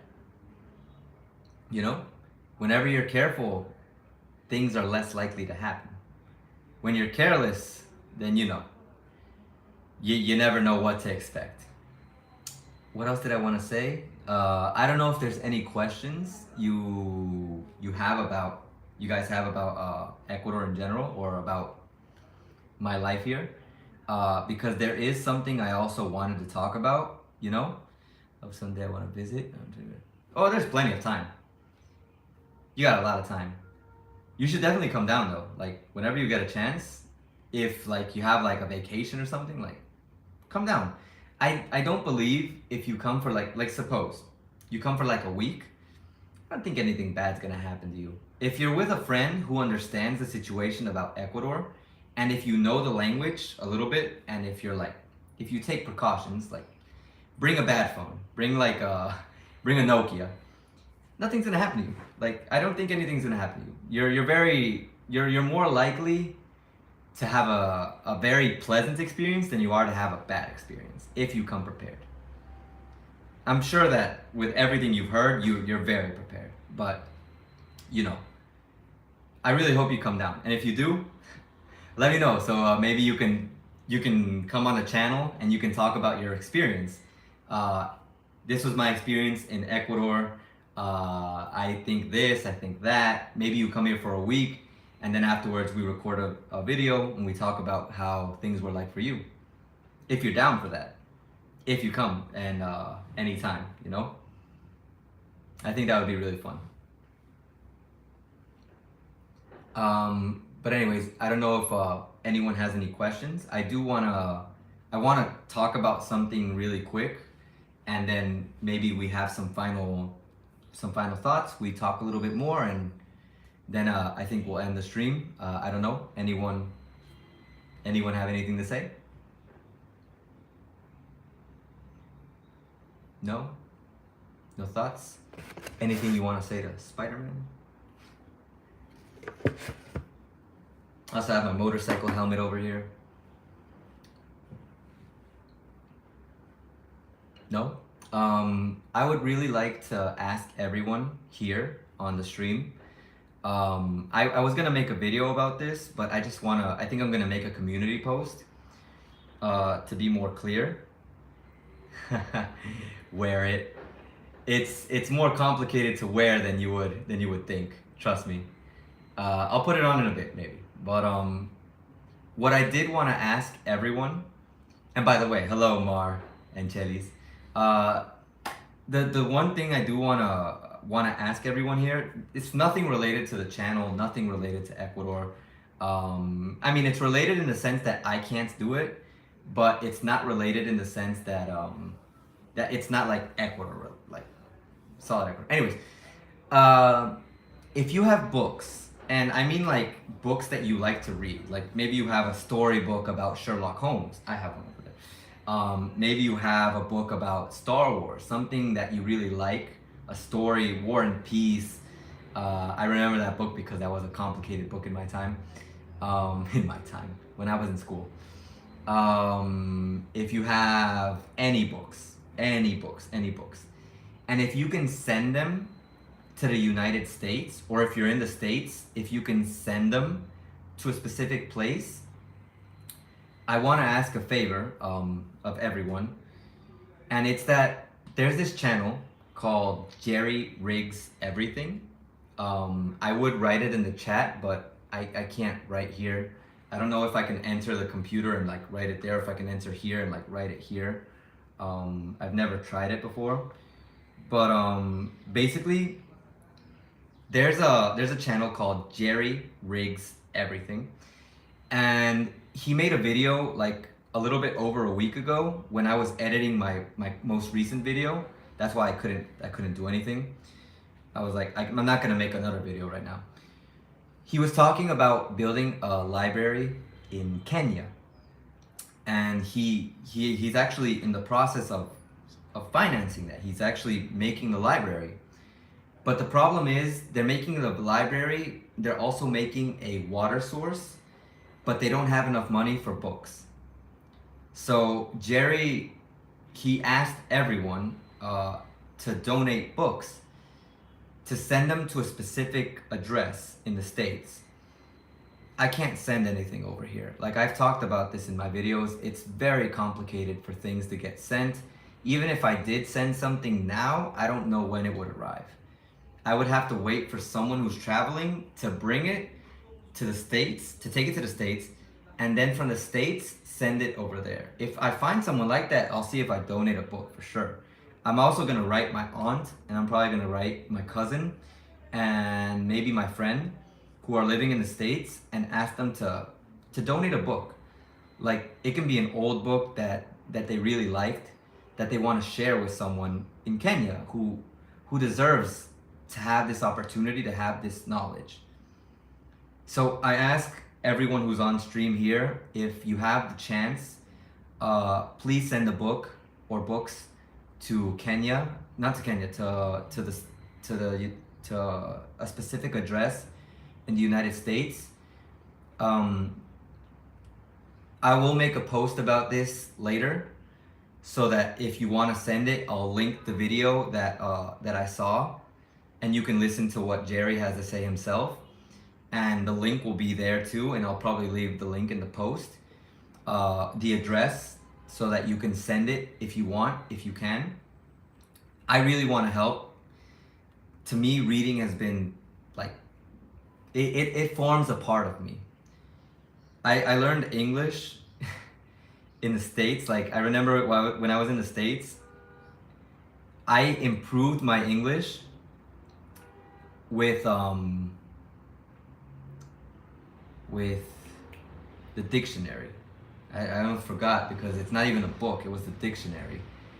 I have a shirt from when I was in elementary school that says the best, that my teacher signed it, to the best looker upper, because I was really good at looking up words in the dictionary, because I would always have the dictionary and always be reading the words in there. And it's not to say I know a lot of complicated vocabulary, but I learned a lot from just the dictionary. And then as I grew up, I read books from John Grisham. I borrowed them from the high school, that's why I don't have them anymore. Star Wars books, just books in general. Like, I like reading. I just don't give myself the time to do it all the time. Books in Kenya can be like Asian unknown language. Hey, you never know. Maybe someone wants to learn Polish. If you can do it, like if you want to send it, and Andres, if it's in Spanish, I don't think that's a problem. It's just books, and if they want to learn Spanish, it's gonna help. I think if you can do it, like go ahead, like send them over. Any book, as long as, I mean, in the video that Jerry made, he says don't send keto cookbooks, like don't send, I think, like self-help books, but you know, try to send something that people can learn from, like not cookbooks, but like maybe they can explore a different world. Like if you have a book that like is a story, like send it. Like I think it would be really cool. And I really wanted to do it. That's why I'm gonna send a message to my. I was gonna do that before, but I was so focused on the editing that every time I told myself I'm gonna send this message, I said, "No, let's do another 30 minutes of editing." And I would edit. Like this is me. When I'm editing, I'm in this chair with that phone, not this one, and I'm like, okay, editing, editing, editing, editing. And I'm like, that's my process. Like just sitting here, editing and editing and editing. So I was so focused on editing that I forgot to send a message to my aunt, my cousin, and my best friend, but I'm gonna do that. I'm gonna send them the message, and hopefully maybe they can send a book. If I find someone here who wants to help me out with that, just bring the book and send it over there in the States. It's for a good cause. Like it's not for me. It's not for Jerry. Like we gain nothing from this. It's just the thought, the happiness of having people who don't have the opportunity to learn get that opportunity to learn, because knowledge is power. They said it. They say it in the video too. When you have knowledge, you can build your future. When you don't have knowledge, you can't build anything. It's very tough. And I think everyone deserves that opportunity. So anyways, that was the favor that I wanted to ask everyone here. Hopefully, if you have the chance, donate the books. You don't even have to donate more than one book. If you donate one book, that's amazing. I think that's really cool. And yeah, I think that's it. For the people who are here in the live stream, I do want to ask a favor. Another favor, but this is more for me.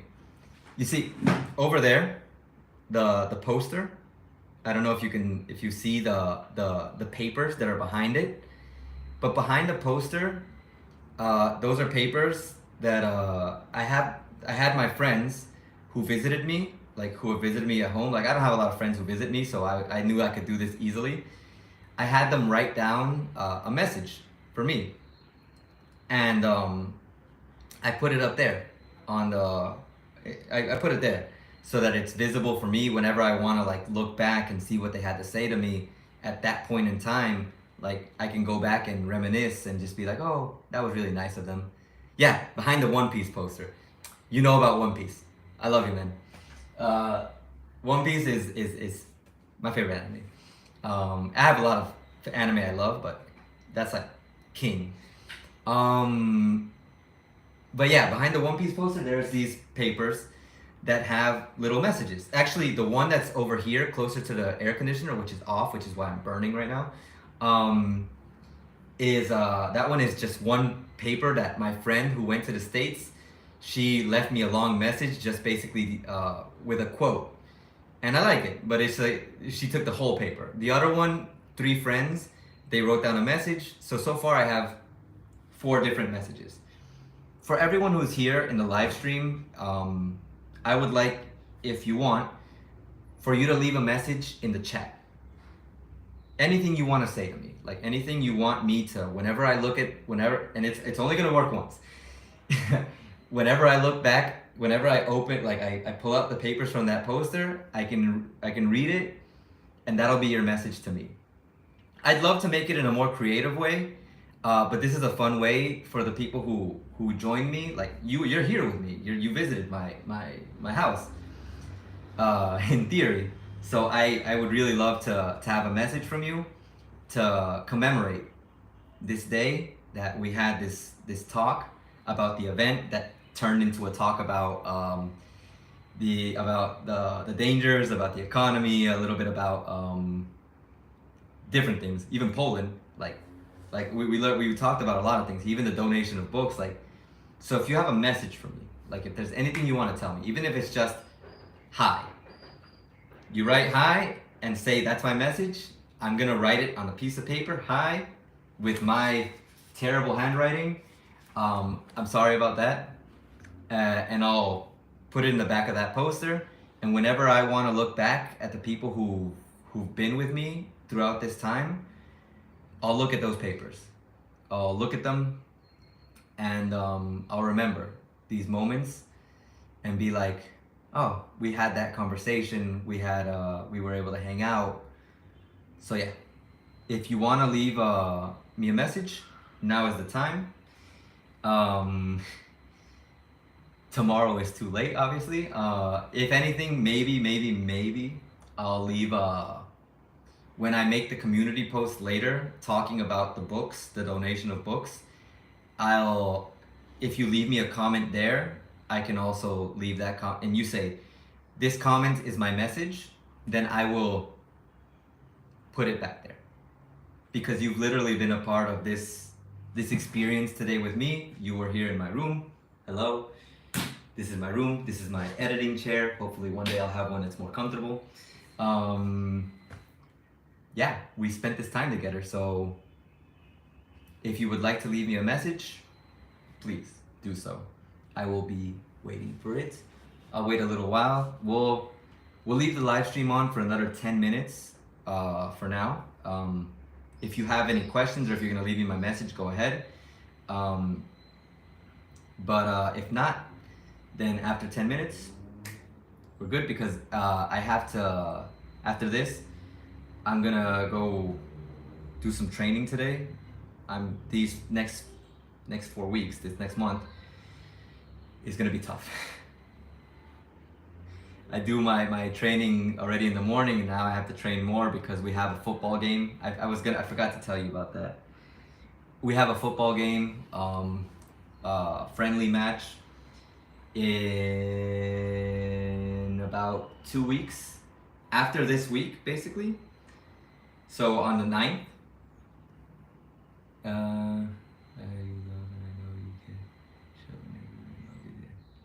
I'll take it. Thank you, Mark. But we have a game in 2 weeks, and I plan on preparing a lot for it. I'm already very physically fit, but I feel like if I'm not even more physically fit, because this is a game, even if it's a friendly match, this is the team that we faced off against when we won the divisional championship. Because our team is, we're the divisional champions. Hold on, let me show you a picture of that announcement. It's from a while back, like 2020, the beginning of 2020, pretty much. Well, it should be there. See, we were the champions of the division about, it says 2019, but that's because that was the season 2019-2020. We won the game in February, and we became the champions. I'm gonna write Mar's message. Shout whenever, and I'll write it. Mar. Hello. This closes down. I know you love, I know you care. And I know you care. Shout whenever. I swear one day I'm gonna have a better laptop where I can stream from the laptop and do everything from the laptop. Shout whenever. And I'll be there. Although I have heard also that if it's a Mac, if I had a Mac computer, you can like connect the camera from the phone to the Mac, and you can live stream like that. I think something like that.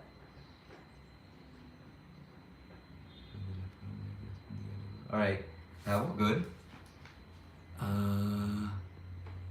I'll take it.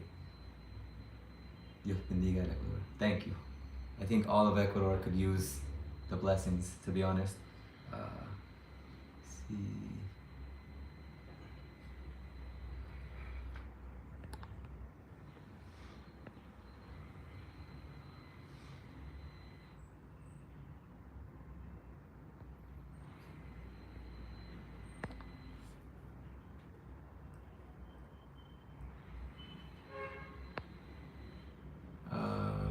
Cancel. I hope Salud.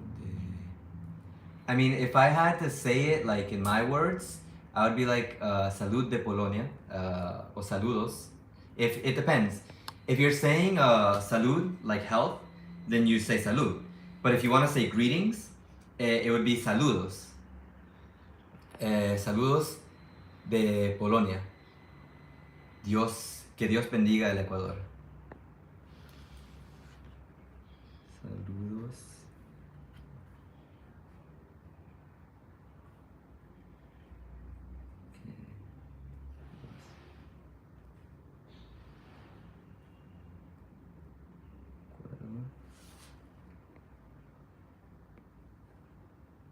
So yeah, I would say if you're saying greetings, saludos de Polonia, or I don't know if you want to say de la Polonia. I think you can say that too, but most of the time I would say de Polonia. I would say it like that. I might be wrong. And que Dios bendiga el Ecuador. O que Dios bendiga Ecuador. Bendiga el Ecuador.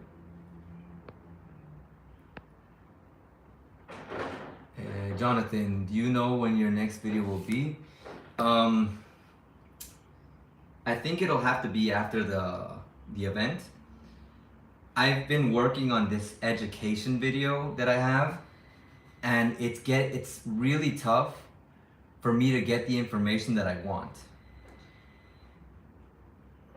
I have to get the information from high school, elementary school, and kindergarten. I got it. But I can't get access to the information from public schools because they won't let me record in the public school, and I have to talk to this whole district, and they pretty much are just telling me, yeah, it's not happening. So my idea for that is I'm going to interview someone who graduated from the high school. So I need to find someone who graduated from the high school, ideally knows English, and is willing to talk about their experience. They don't have to appear on camera, they just need to tell me everything. Because I don't want to give you guys half-baked information. I could make it up myself based on what I know, because I know things about public high schools. But I don't want to do that. I want you guys to have the real experience. You know? So that video is in process. There's also a program called IB that I also need to get information on. I know someone who will help me with that one.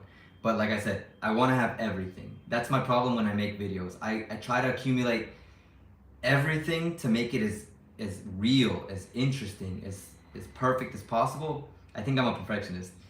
And that's why it takes me so long to make a video. Ideally, if I can, maybe before that, I'll make a video interviewing someone who's not from here, talking about their experience in Ecuador, because as someone who's not from here, living here, but not as a guy. It's actually a girl. So it's different because I can give you my experience, and I know a lot of people who are guys who are not from here, but maybe a girl's point of view is very different. So I want to make that video. So maybe I can make that before that video, before the education video, or I can make the video about the driving tips.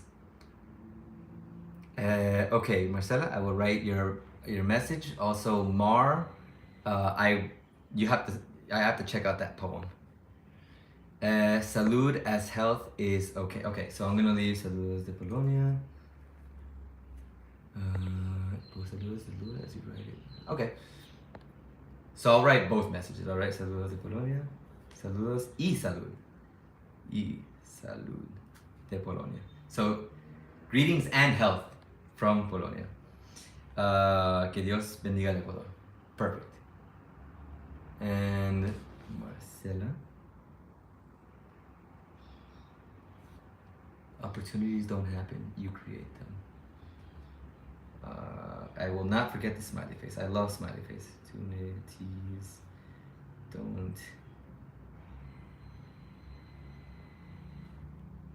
happen.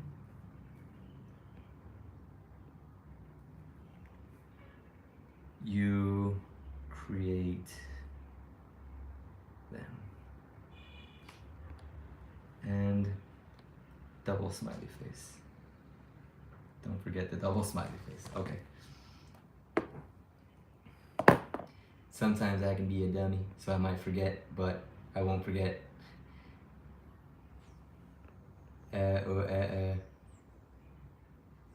I mean, Mar, you put an XD, so that's what I'm gonna add, because that was an XD, not a smiley face. That was an XD.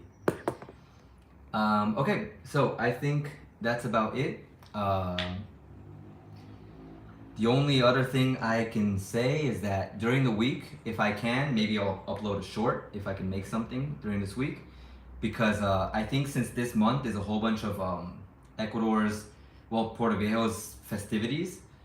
I wanted to make, I'm so frustrated because I wanted to record the crowning of the Queen of Puerto Viejo, but I was editing. So I didn't get a chance to go record, interview her, nothing. Like, I'm very frustrated at myself because of that. I made a great video, but I missed the chance to make something else also for you guys. My phone was full of storage. Like, the video that I made, all the clips took up like everything I had left of storage. I deleted everything by this time. Obviously now everything's gone. And now I can record normally without worrying, but my phone was full. So I couldn't record anything else, even if I wanted to. But I really wanted to record that whole thing with the Queen. I'm hoping I can record something else during this week. If I can, then I will definitely try to get it done. No doubt about that. But if I can't, then just expect the next video we're gonna have is the live stream. Next week, Sunday, I will be making reminders on probably Friday and Saturday through community posts. So don't forget to check out the community tab on my channel. Subscribe if you haven't. And I'll be making the community post to let you guys know to not forget to tune into the live stream. The good thing is the live stream is going to last a very long time on Sunday of next week. Of this week, Sunday the 2nd of October. So there's going to be a lot of time for you to join. I'm also going to try to see if I add in more data into my phone, more megas, more minutes, so that way I can have more time recording. And yeah, I think that's about it. I just saw another message, so I'm going to add that for sure. And yeah, Jonathan, trust me, I'm trying my best. I just don't like rushing projects because I feel like I take away quality when I focus more on quantity. A message to you: you are the change you are seeking. Intelligent, educated, bilingual, and insightful, get involved politically. Want to bring to Ecuador. Man, if I get involved into politics, I feel like I'm gonna. I've told my dad to get involved in politics. He's really good at this stuff. Like, he knows a lot of things about Ecuador. But he says if you get into politics, if you try to be too just, too fair, they kill you. So it's kind of scary. I will do behind it, like, this channel will definitely help change things if we all push forward to make things happen. I feel like this is my effort to change things. All right, so I'm gonna put iTravelers. I don't know if that's fine for you. I'm gonna put iTravelers. Travelers. Do you want me to put the whole message? You're intelligent and all those things, or just you are the change that you are seeking, which I love that quote. You are the change that you are seeking. You the change that you are seeking.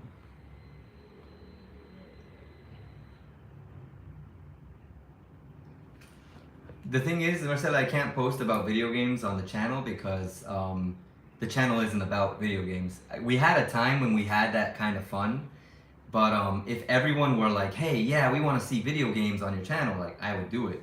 But I'm pretty sure it's not something that everyone wants to see. And if they do, hey, there's a community tab, the comments are open, like everyone just spam me, like, do this please, like I want to see you play this game, I want to see you do this thing. Like I like hearing the ideas from everyone. You're seeking your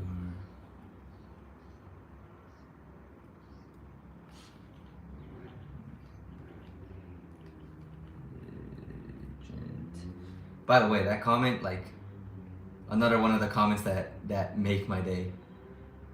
And I've been live for a little bit over 2 hours. Intelligent, educated,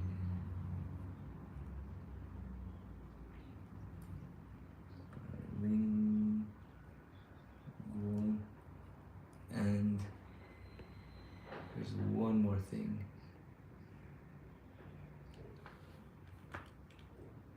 Insightful. Get involved politically.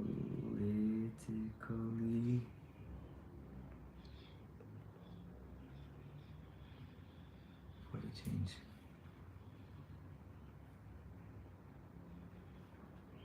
You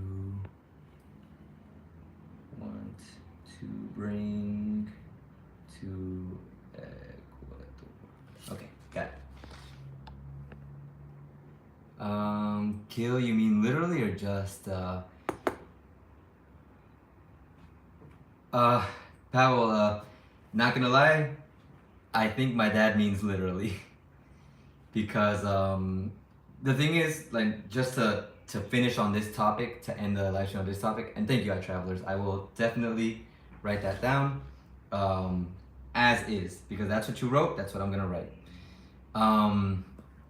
The thing about politics is that since everyone is assumed to be corrupt, and I have no doubt in my mind everyone takes a piece of the pie when it comes to the money from politics, and I'm not just talking about Ecuador. This is worldwide, of course.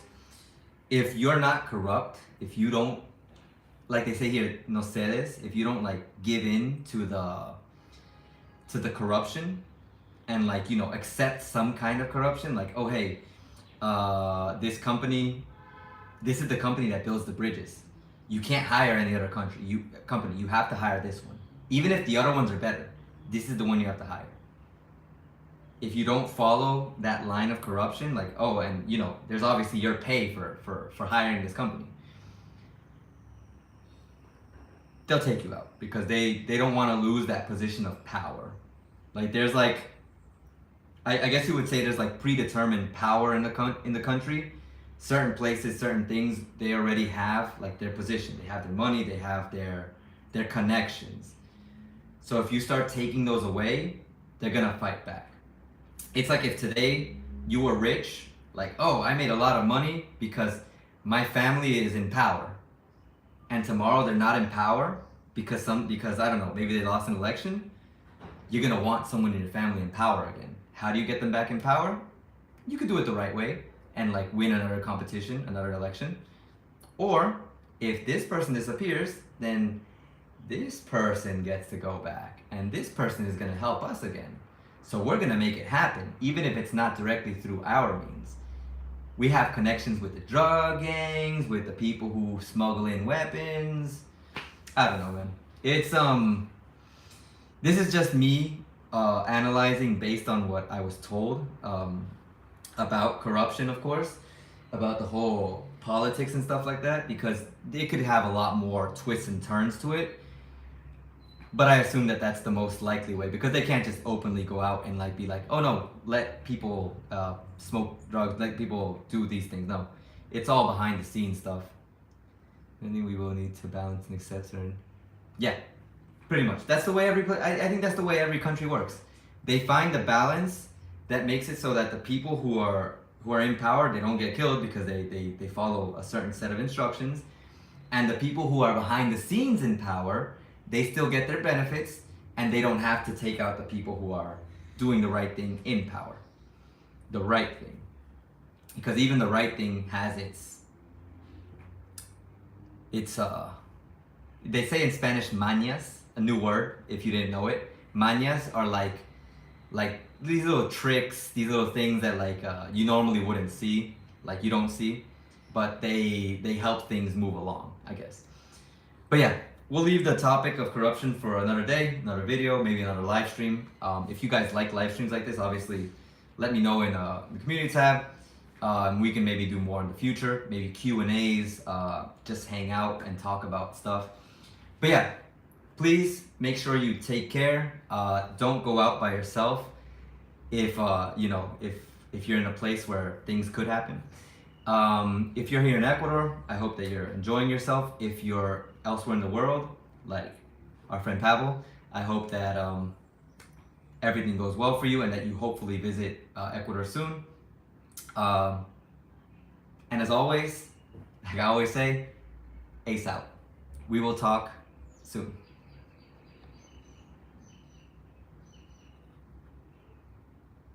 Oh my god, 1 a.m. I was about to end this, but get some rest. Don't sleep too late. Talk to you soon. Bye bye.